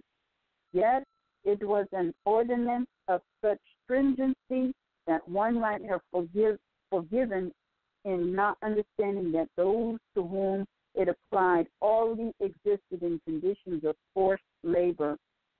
Article 1 of the new act began well by banning the importation of children, but only if they were English. Irish and Scotch children soon laid down that for those under 18 years of age, indentures should not exceed 7 years. For those over that age, 5 years. Article 3 logically stipulated that servants could not trade, for how could a chattel run a business? After these reasonable conditions, the Act laid down some sanctions, taking its cue from Virginia and Maryland. In some respects, the new laws were harsher than those in America, in others less so, but all were draconian. Laying a hand on a master or mistress, 1 extra year. Stealing so much as a loaf of bread, 2 extra years. Marrying without the consent of one's master, a caste system was encouraged. absence without consent from the plantation at any time inside or outside work hours, 1 year for every 2 hours. Trying to escape, 3 extra years. A servant becoming a father, 3 more years. This document became the blueprint for the Slave Code of 1688, enacted to control the lives of forced laborers from Africa. This should surprise no one, for what was the 1661 Act other than a slave code in itself? A high proportion of the working population in Barbados was Irish. Some of what we know of the population of the Irish in the Indies and their conditions comes from the priests who traveled to minister to them. According to Father John Gray, 12,000 Irish lived in Barbados and surrounding islands, and also reported 600 Irish slaves in a small island off St. Christopher. An official observer whose report is preserved in state papers reported that in 1667, Barbados had no more than 760 proprietors and 8,000 effective men, of which a very great part Irish, derived by the Negroes as white slaves. Same observer noted that on plantation, he had seen at any one time 30 or 40 English, Scots, and Irish at work in the parching sun without shirt, shoes, or stockings, and Negroes at their trades in good condition. How long these so-called servants would have survived in such conditions is anyone's guess. There were recurring rebellions. In 1649, a major slave uprising was put down only because an African slave girl informed upon the mutineers. On the island of St. Christopher, Irish deportees rebelled in 1666. The following year, the Irish on Montserrat rebelled.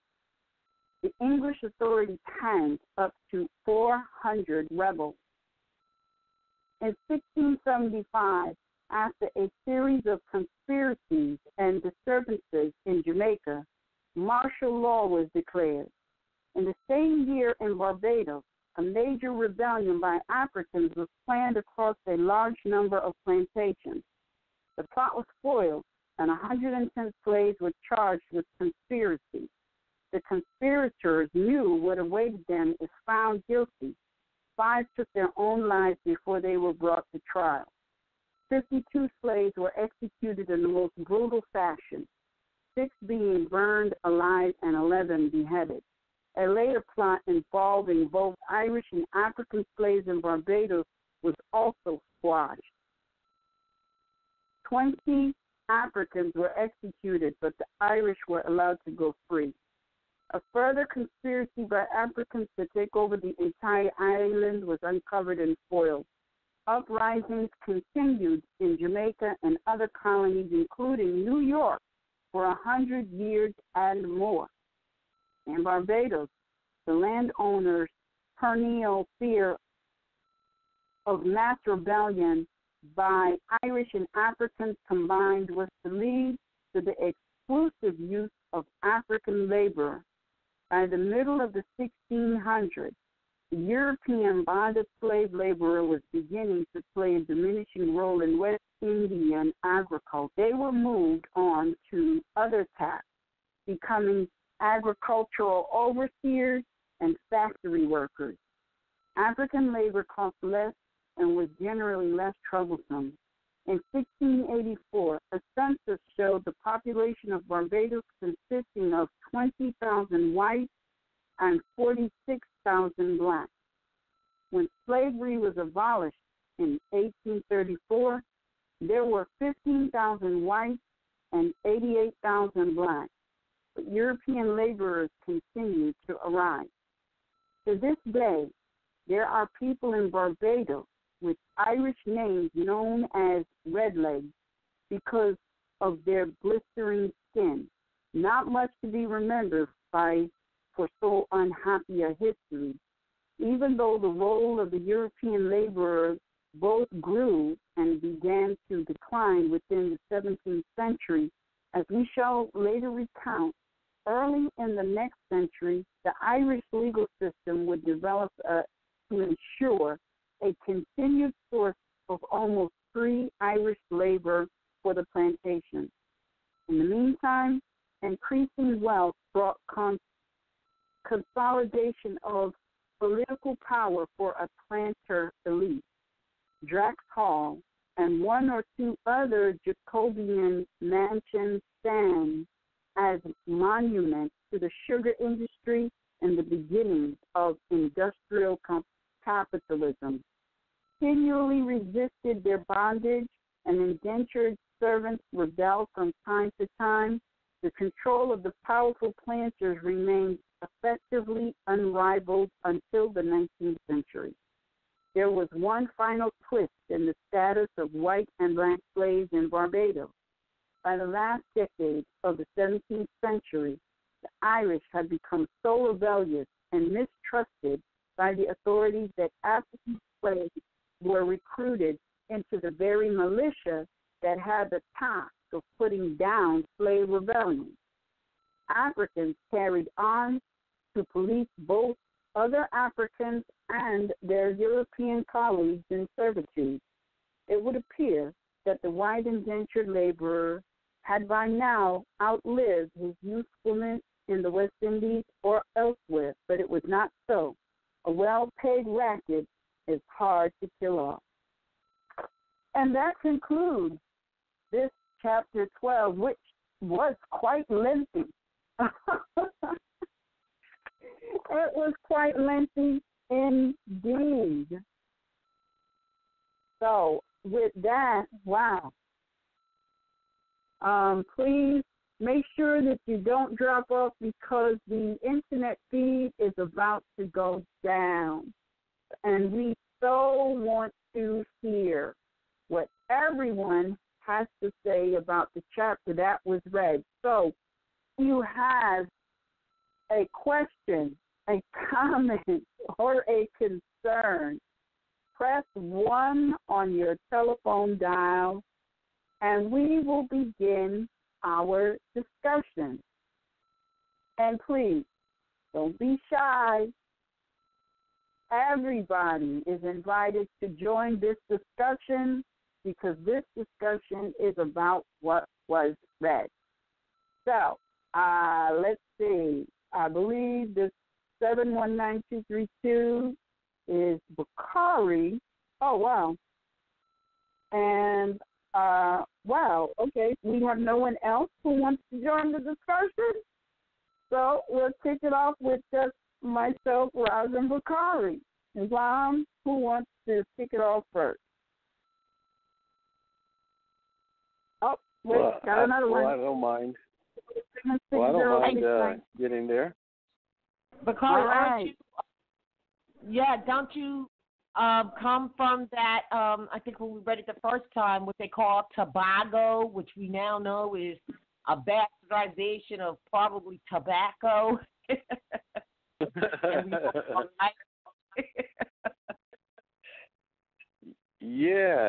I was,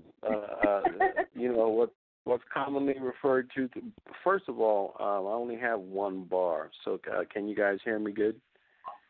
Oh, we can hear you just great. Just great. Okay. Yeah, so I came into this world in what is referred to today as the Caribbean islands, or commonly referred to as Trinidad and Tobago. Now, based on some of my research, that translates to Alubaib and Khalib, or rather Alubaira and Khalib. And so, yes, so those islands were definitely known for their history in making rum, using sugar cane, sugar cane to make other products, tobacco, and cotton. So, but more than anything, and I had some of the same thoughts after each chapter. This whole system is basically how, like, when you look at how the servants were treated, how the slaves were treated, the intention for coming over here. First and foremost, the most important thing was commercial activity, to those who were enslaving others. So the way that they set up the enslavement with the children at such a young age, and then making these heinous rules and regulations pertaining to how much time an individual has to be indentured, and just like we touched on in the last reading, is indicative of what the municipalities do today in terms of their punishment, for tickets and court system violations for non-payment, various other things. You can those individuals who are implementing this system of all of this legal stuff, as opposed to just lawful. But in short, it's terrible, and it's a wonderful. So much of what is said, almost in every paragraph, is indicative of why things are the way they are today. So for those young folks that are listening, this type of activity is imperative. It's important that not only Moors, but everyone take time to study these types of books that were written. And so we can certainly appreciate those individuals who took the time to put this together, so that people like us today would be able to enjoy this reading. But just to share brutality, this whole article, and I don't know why you guys decided to reread, but this whole article is indicative of so much of the activity or types of activity that comes out of Rome, comes out of papal bullas, municipal codes. There's no real freedom here, though you can certainly see how things have grown. And today they're very proficient, these descendants of these colonists, of these servants, and some of our own who are now sitting in these positions and doing some of the same things, just in a more technical manner or in a more proficient manner, under the veil of justice. And I respectfully yield the floor. I would say one of the reasons why we read it is because you recall, I don't know if you were on, I think you were on the line when I read that when Anna Ede was not availed, and I read 12 and 13, and I felt right after I had read it that we should have just stopped at 12 instead of going. There was so much in that, and the relationship, to our people in, because we know that we're talking about North, South, Central, and the adjoining islands. We know that even in their little cross story about, Cristobal Columbus discovering America, that he never stepped foot on the North American continent, but in fact in what we call Haiti today, or AC. And we also know that, so the history is the same for all of us, in that we now know that the original slavery, was there, was everywhere, but that they were a part of that as well.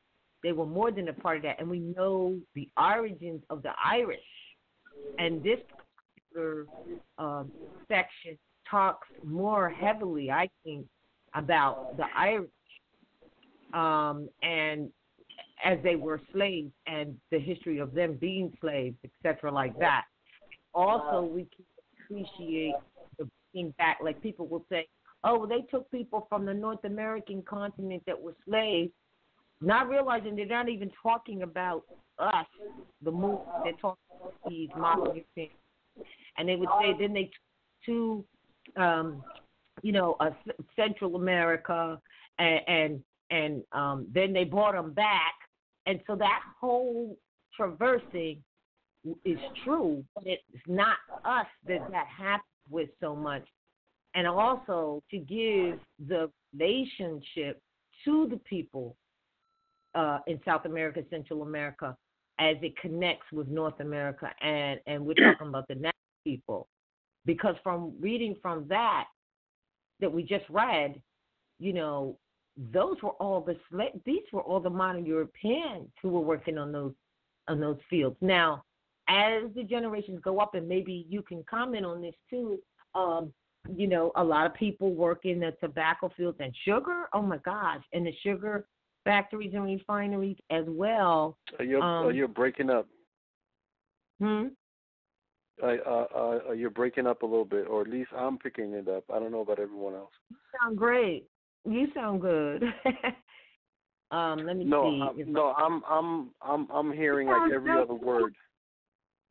She sounds all right to me. Oh, it must be on my end because I'm only hearing like every other word. Oh. Okay. Oh, how about now? Are you still hearing every other word? Oh no, that's better. That's much better. Okay, it was me. It was my device, I think.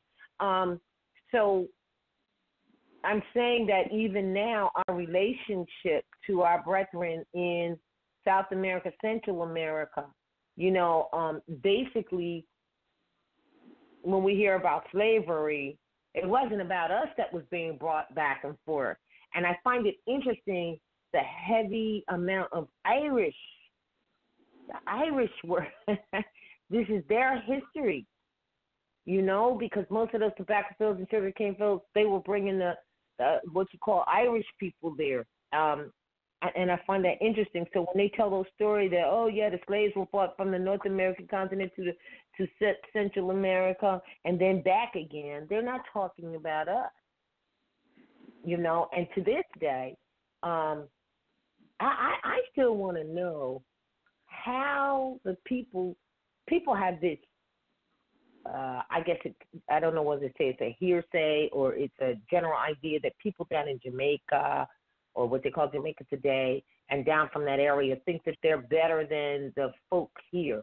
I am wondering if it's because the people there knew of the history and knew that the original plantations were modern Europeans, but I'm not sure if that's the case and that we didn't know because it's been totally cloaked from us until recent on a conscious level. What is that about why they say that our brethren there kind of look at us like they're a step better? Is it because they knew this history or did they not know it?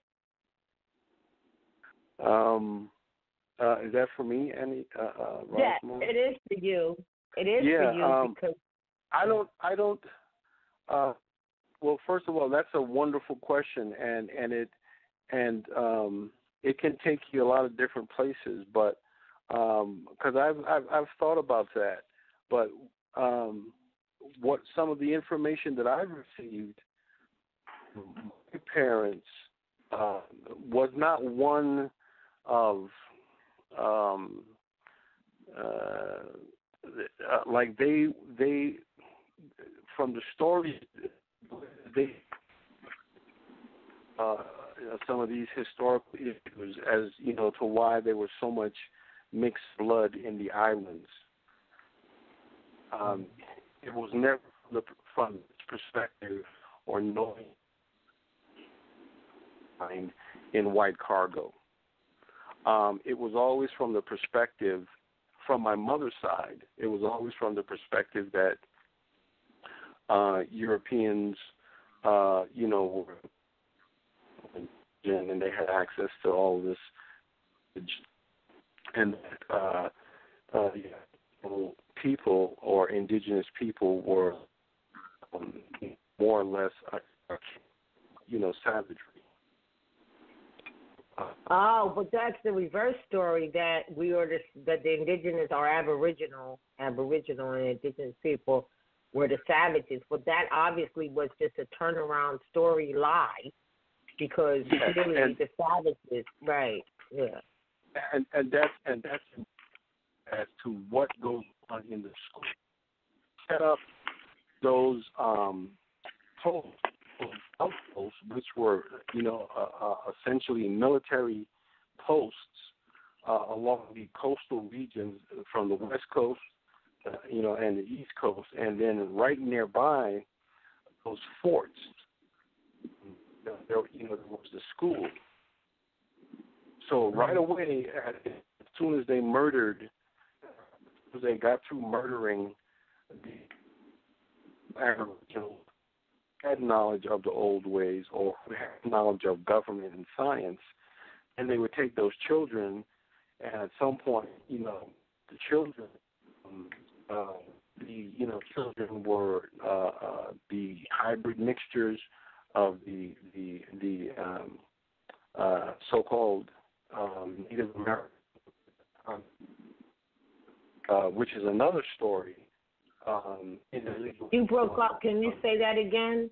What is another story? The what? Yeah, like when you speak of, like when they talk about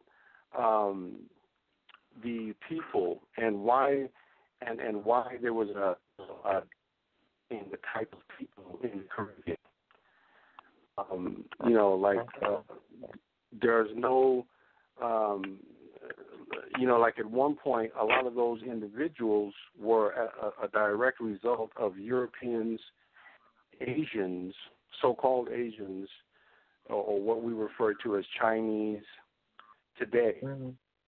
Mm-hmm. And so now in the Caribbean, even today, if you were to go to,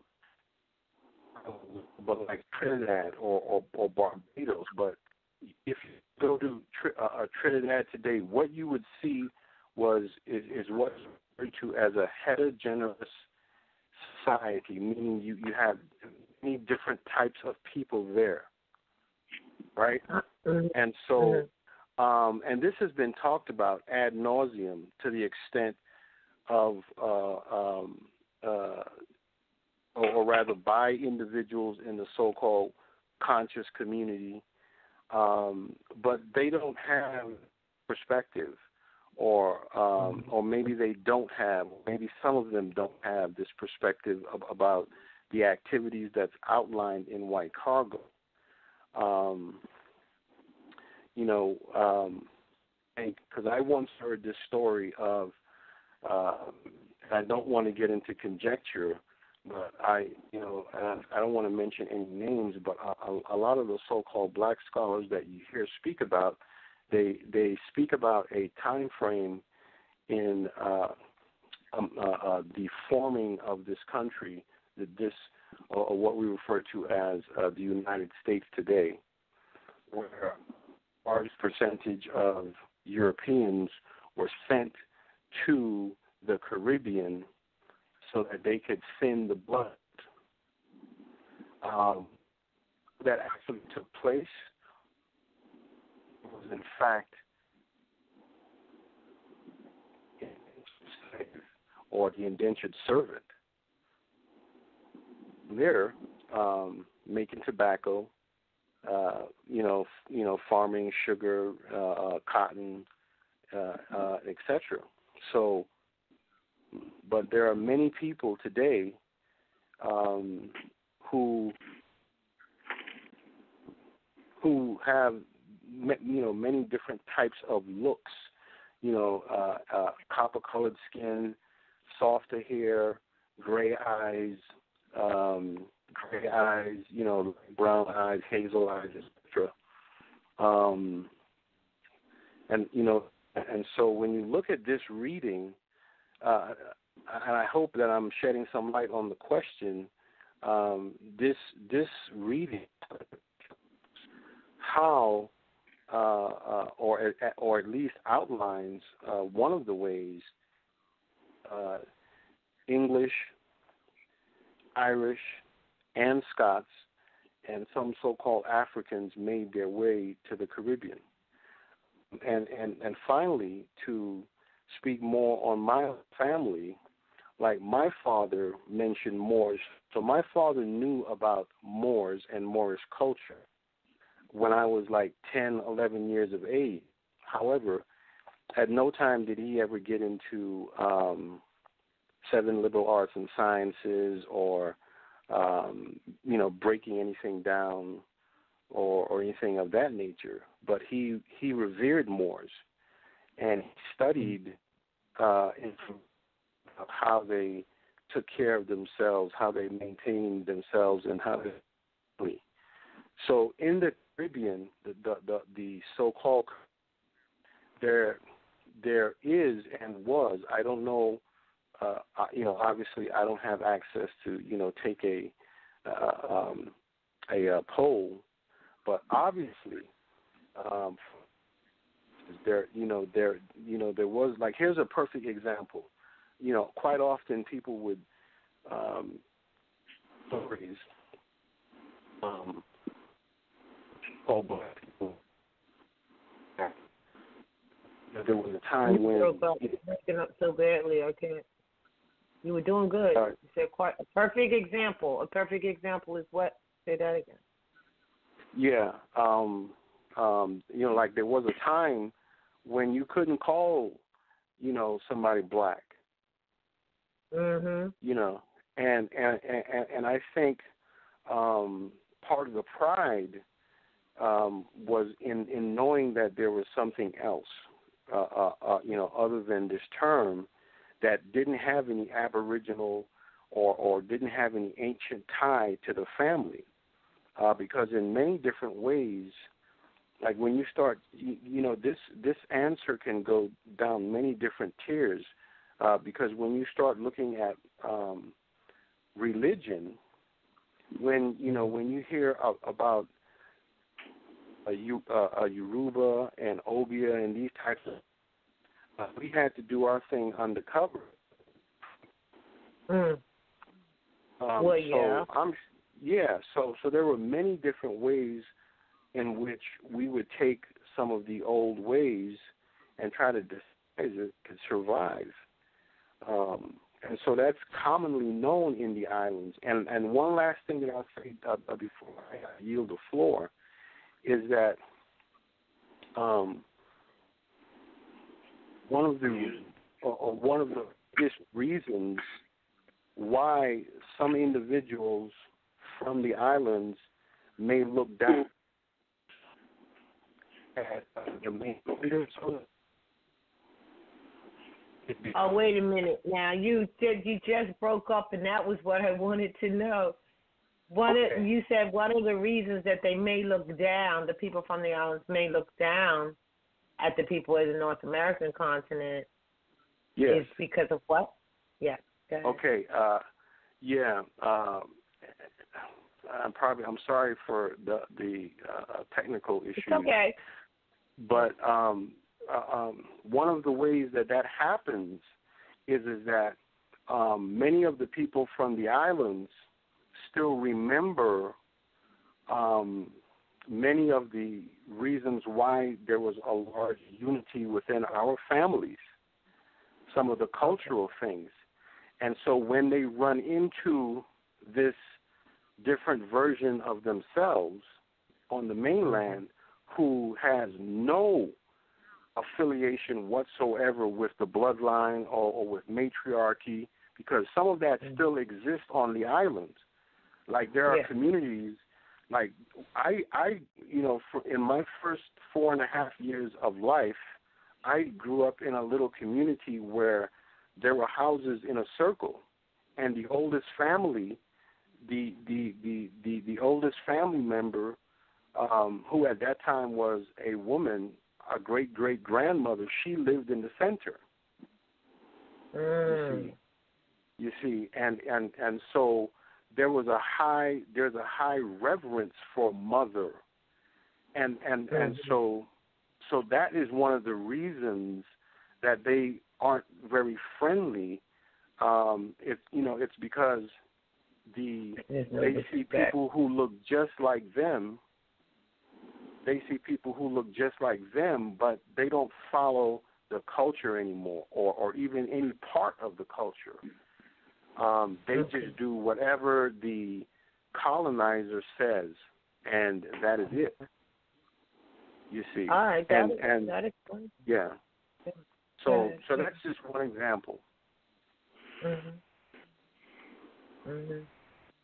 That makes sense. Islam, brother FM. Islam, Mother Rari. Islam, everyone on the call, and Brother Bakari. Islam. Well, I'd like to chime in with a little intake, not leaving what you're talking about, but I wanted to put a little science to what we was just reading also. All right. I was following you at first, Roz, when you was talking about Columbus not stepping foot on the North American continent there and hitting the islands. So, in the beginning of the chapter, the way the dude put this book together was deep, going into the English coming on the North American continent, and then now in this here chapter talking about Barbados. Because if you put the math to it, and we talking 1493, and then he start discussing the 16.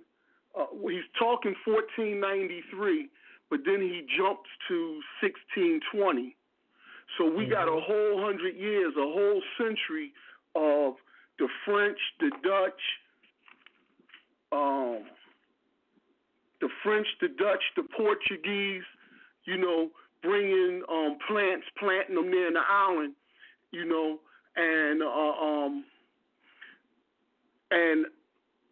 and then he goes into who was on the island first. When he talking about the natives of the island who they betrayed, and then enslaved them, right?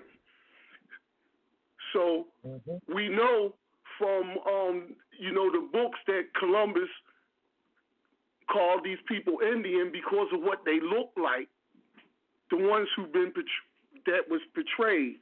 All right, so they had 100 years of doing so-called missionary work. I like to put it, because first, they send in sometimes the missionaries, and they come in, look like they planting, they want to be friends and everything, and then the betrayal take place because of the greed. Always it was some type of intent behind them, all right? And so they had 100 years of coming planting these things as he put in the book.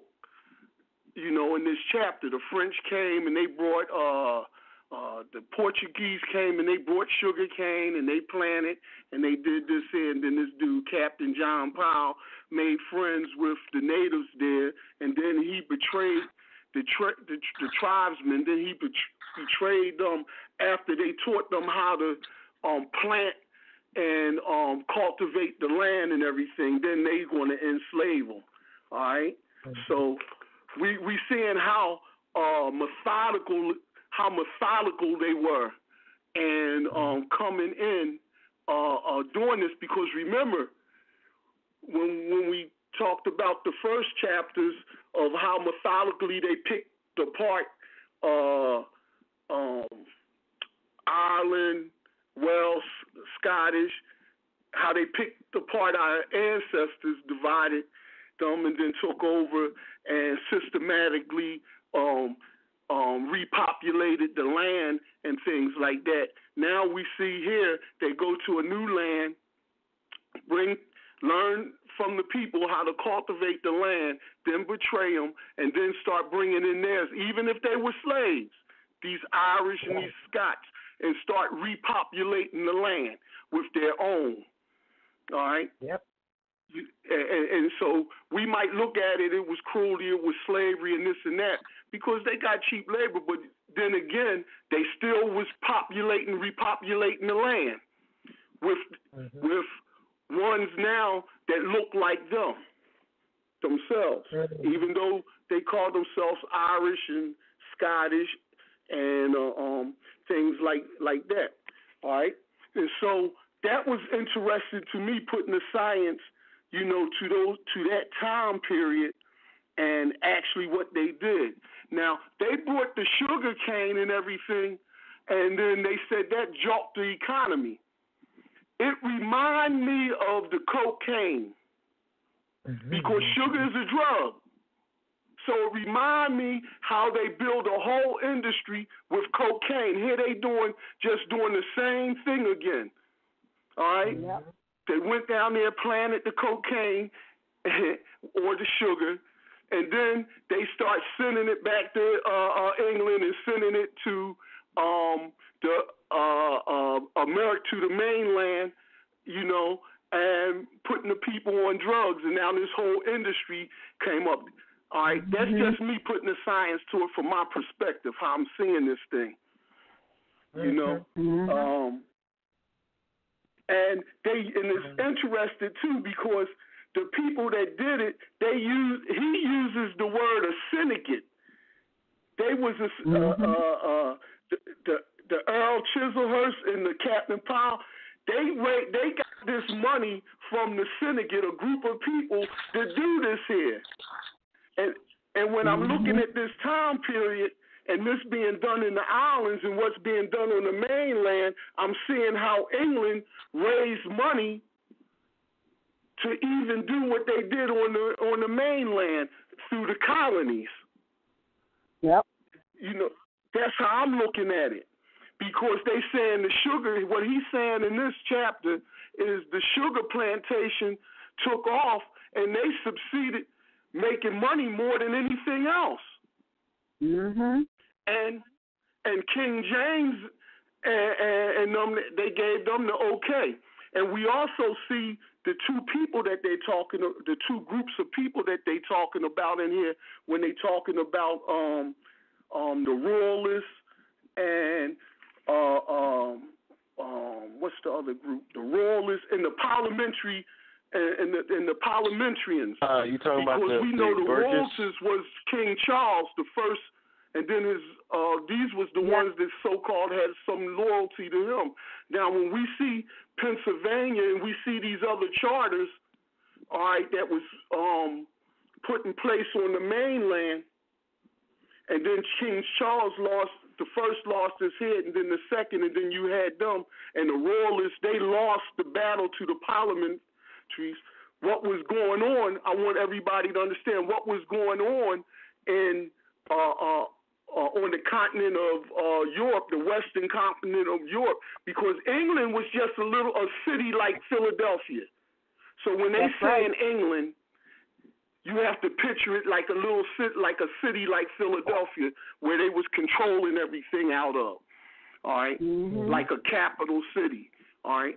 But what was going on there was when they mentioned in here, they only mentioned the second, the second English Civil War, but it was a first one, and then it was a second one, and it was a third one. But what that war was about, they was consolidating that western part of Europe, Wales, Scottish, English. They was consolidating that area, all right.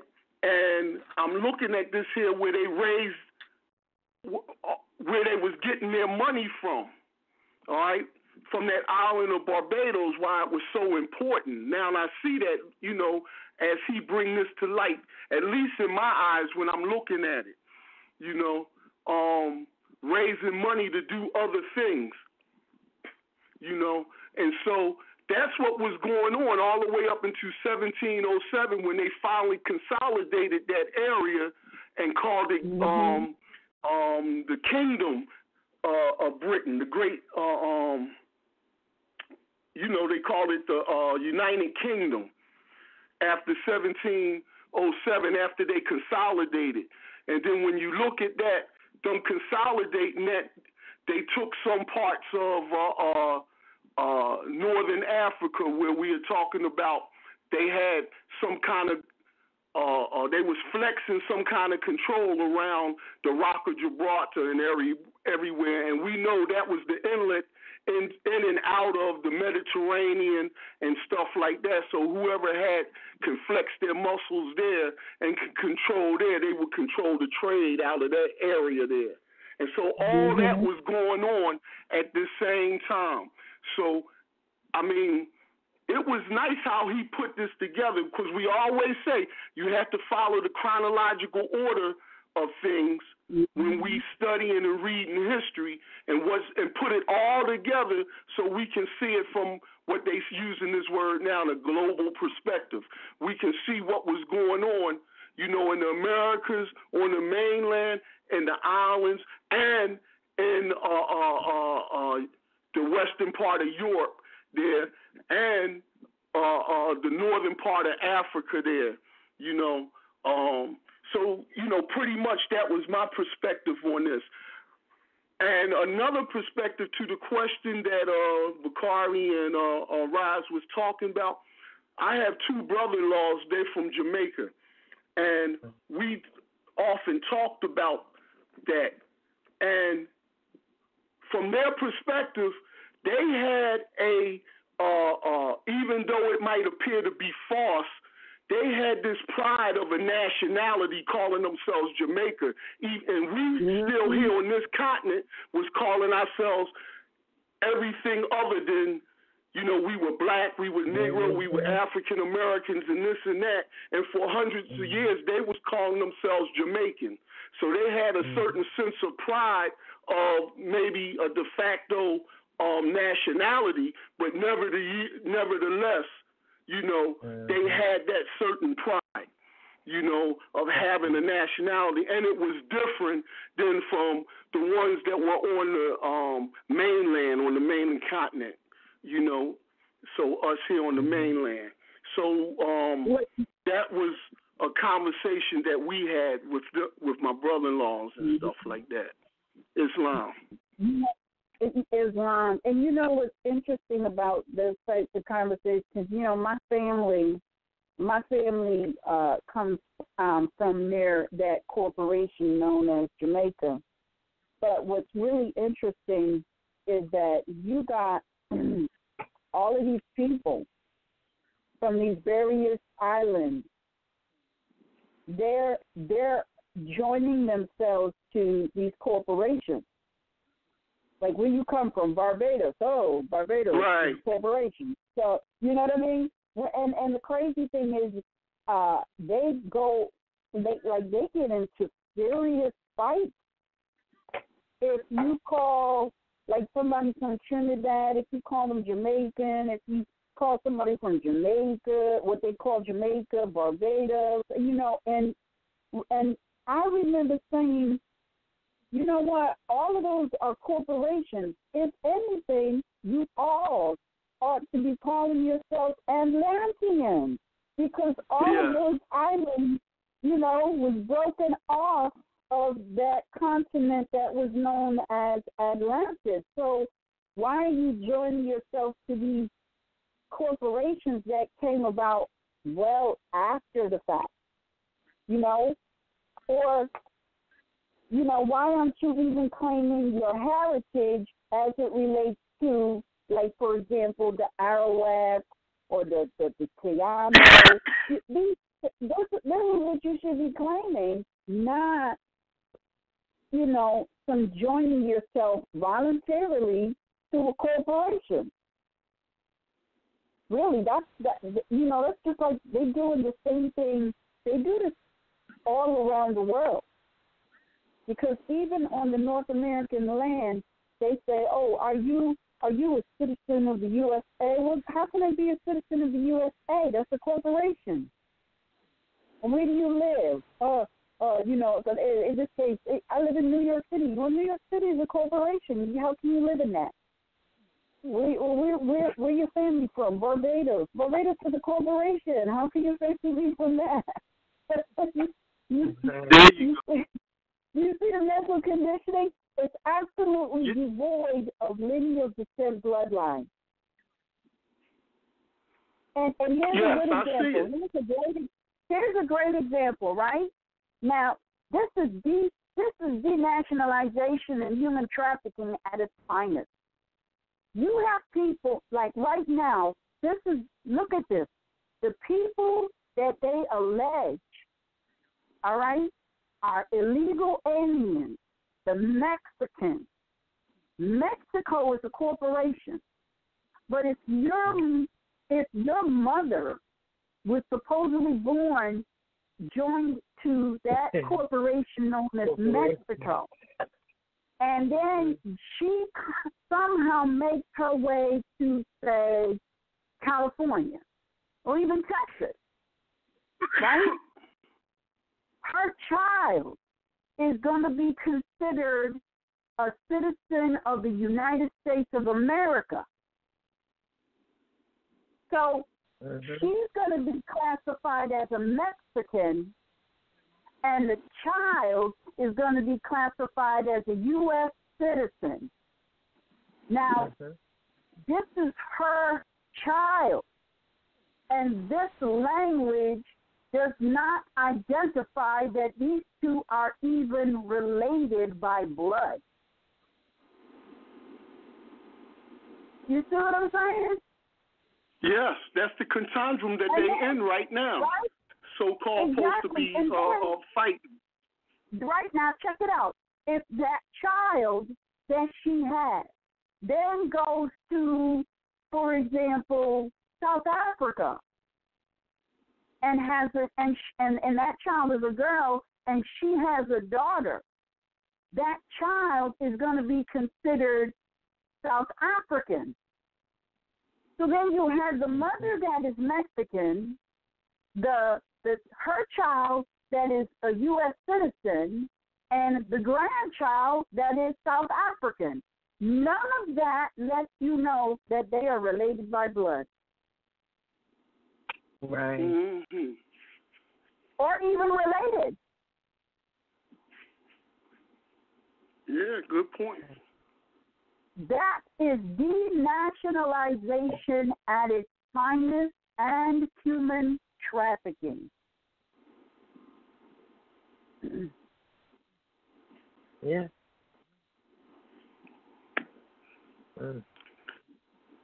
Yeah, I see it. So now when people start running around talking about, I'm going to get that birth certificate, because they're making money off of it. Look, if you get your birth certificate and you are going on this Moroccan American landmass, and your mother was born in some other areas, say some of the Caribbean islands, you have proof. If you get these two documents, you have proof of not only you have proof of human trafficking, all right? You have proof of denationalization. You have proof that they're breaking up family and assigning it as ownership to corporations. You know, and the people, look, these people that they're calling illegal aliens, they have that same opportunity. Yes. And so I'm just saying, this is really, you know, this is very, very deep, and it's all about how profitable they can be. And reading this chapter on Barbados, this is what it just demonstrated. And when they talk about how the people's lives are regulated and fined. This is going on right now. For everybody who went to the city hall and bought and paid, brought and got permission from the master to marry, that is just what you did. Yeah. And then they say, well, if you don't come to us and get permission, we're not going to recognize your marriage, and therefore, if you work for 50 years over here, paid into Social Security insurance policy, we're not going to give it to your wife. We're going to keep it. Or vice versa. We're not going to give it to the husband. We're going to keep it because you didn't get permission from us to marry. So this is Bakari, I hear you. I just wanted to interject. So this is the importance of declaring your nationality and knowing who you are and bringing yourself out of that. Because what you described about, oh, this is Mexican, the mother is this, separating everything, everybody, and not knowing whether they're family members, etc., like that. This is what the importance is. And that importance is not just for us, but it would be for those who they're calling Mexicans. It would be for anybody that this is why it's important. Otherwise, you remain in an assumed. And check this out. Even though we can say that no one can change your descent nature, that is a fact. But if it's assumed that you are something that you are not, as you described, if you say, oh, yeah, I'm, Puerto Rican or whatever it is, when you know that's a corporation. But if you go to the land, the people will say, no, the land is Puerto Rico. No, I'm not flying to Puerto Rico. I'm flying to Puerto Rico. Or something to that effect. If you don't have those right words, then you are admittedly saying, according to what you're saying, you are admittedly saying that, yes, I was born in a corporation, and yes, I'm property of the corporation. And to add on to that, now, people need to really pay attention because they're really trying to push this passport thing. And see, the passport, the whole passport thing is saying you belong to some corporation that we have a financial agreement with. And if you do not attach yourself to some corporation, you cannot travel. With a passport, that's correct. I got a confirmation on that. That's right. You cannot travel. Now, all of that, the rights of indigenous people and also Declaration on Human Rights affirms that you have the unalienable right to leave wherever you are and return. And you don't need permission from anybody. So the whole passport thing that they're pushing is 1,000% unconstitutional. But here's the thing. Like everything, these rules and regulations are for corporations. The corporations are passing it on to the people. And the people do not know this. Their objective is, look, I just want to go to Cancun and get on the water and sip my pina colada. I just want to get there. I need to take a break. That's their whole objective. So they surrender their rights in order to go to Cancun and lie on the white beach with the blue water and sip their pina colada rather than standing up for their rights.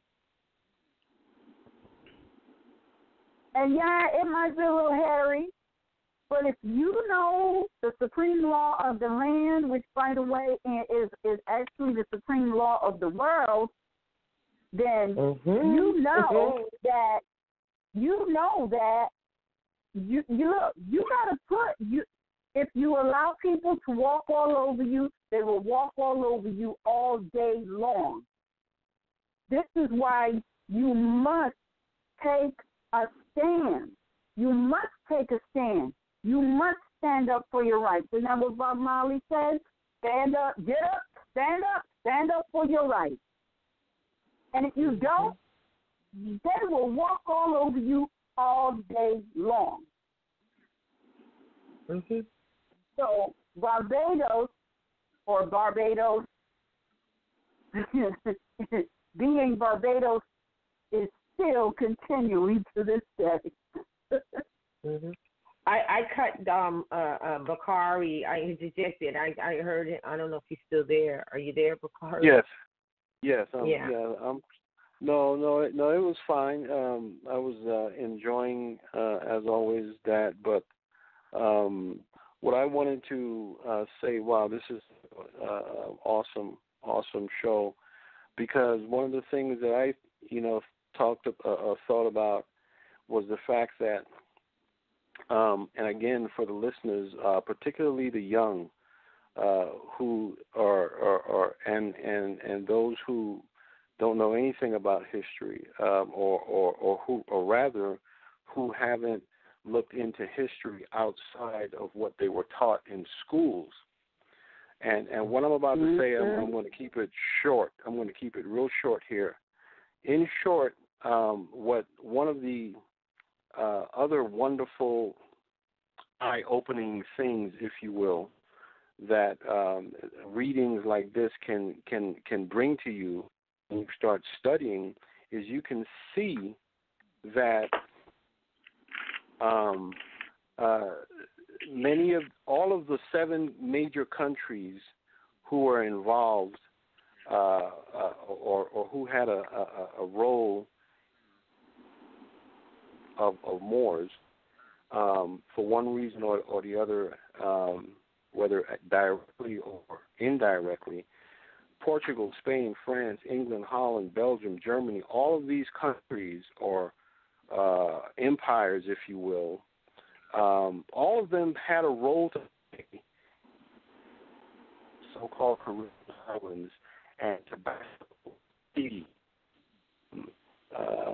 rum, cotton, and there were wars and battles and skirmishes and treaties amongst themselves that they broke and later solidified and rewrote, so that it's indicative of their operation and what it was for,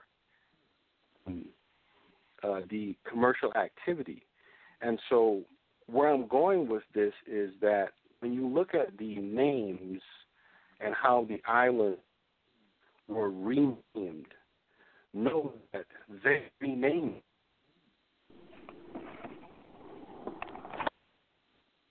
sort of sense of Wait, pride. breaking up. You said, I don't know if it's me or if it's you, but what did you say? You look at the how they're named and what?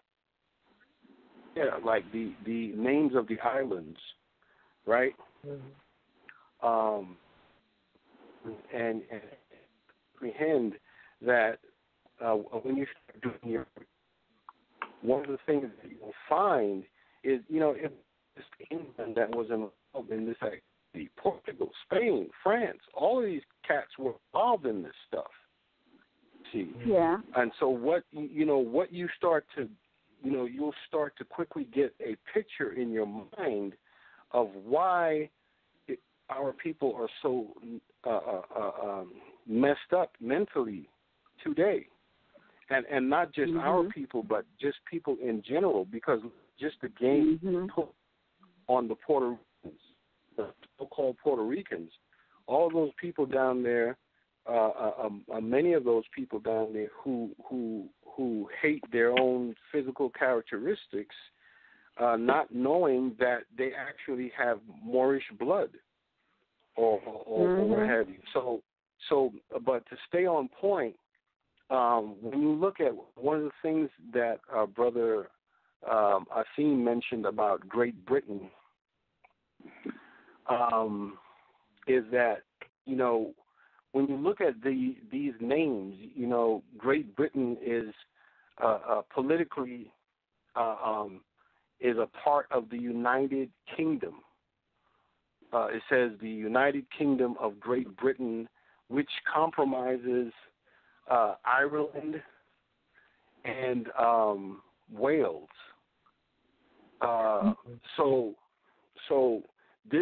These are in this chapter 12 specifically spoke to the issue of nationalities with these indentured servants, and there were three particular nations who were at some point getting out of that indentured status, if you will, and that was the English, the Irish, and the Scots. And today, the bulk of these individuals are involved in what organizations or institutions?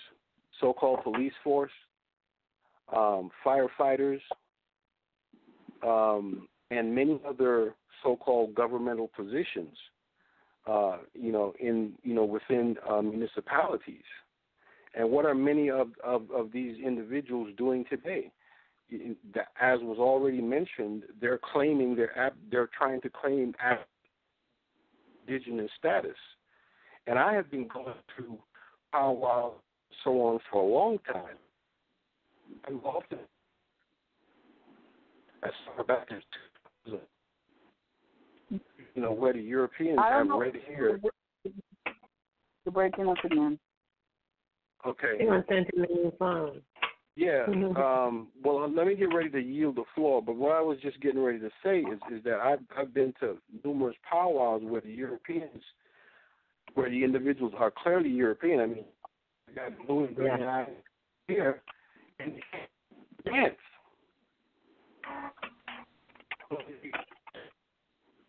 He's breaking up. He's breaking up very badly. Bakari? Yes. Yeah. There he is. Yeah, it's getting real bad. You've been to numerous powwows with modern Europeans, and we couldn't hear you after that. Yeah, what I was saying is that far back as 2000, they're making a move. Like, they've been involved in various different things, and many of them are, it's just absolutely absurd. But many of them know what's going on. They know their history. They know how they got here. But this reading shows so much. But the point that I wanted to focus on is that, for those listeners, you have to get involved in this type of study, because if you don't, you'll never get a clue. Stop listening to those YouTubers who don't know anything and don't take time to share information. So it's important to know what Great Britain is and what compromises great. And then when you read. I'm sorry. What a lot of people don't know. What a lot of people don't know, and because they don't look at it in today's language activities and such. But what most people don't get is, like, they're calling the United Kingdom, all right? That was what would be considered a hostile takeover. It had to happen in order for them to get rid of Great Britain and bring in England, and then they take ownership of the corporation known as Scotland and Ireland. But that's just a hostile takeover that took place, much like they do today all around the world. Another similar hostile takeover was when the English took over New Amsterdam and then changed the name to New York. So these are all, it's nothing new that's going on. We just got to stop disconnecting our mind from today's activity and yesterday's activity, which is the same activity. So, but with that, it's like 10:27, and Jayon, I want Jayon to just, I know you have to talk real fast, but Jayon, can you please tell everybody what happened when you tried to? Somebody in your family was looking for your mother's people.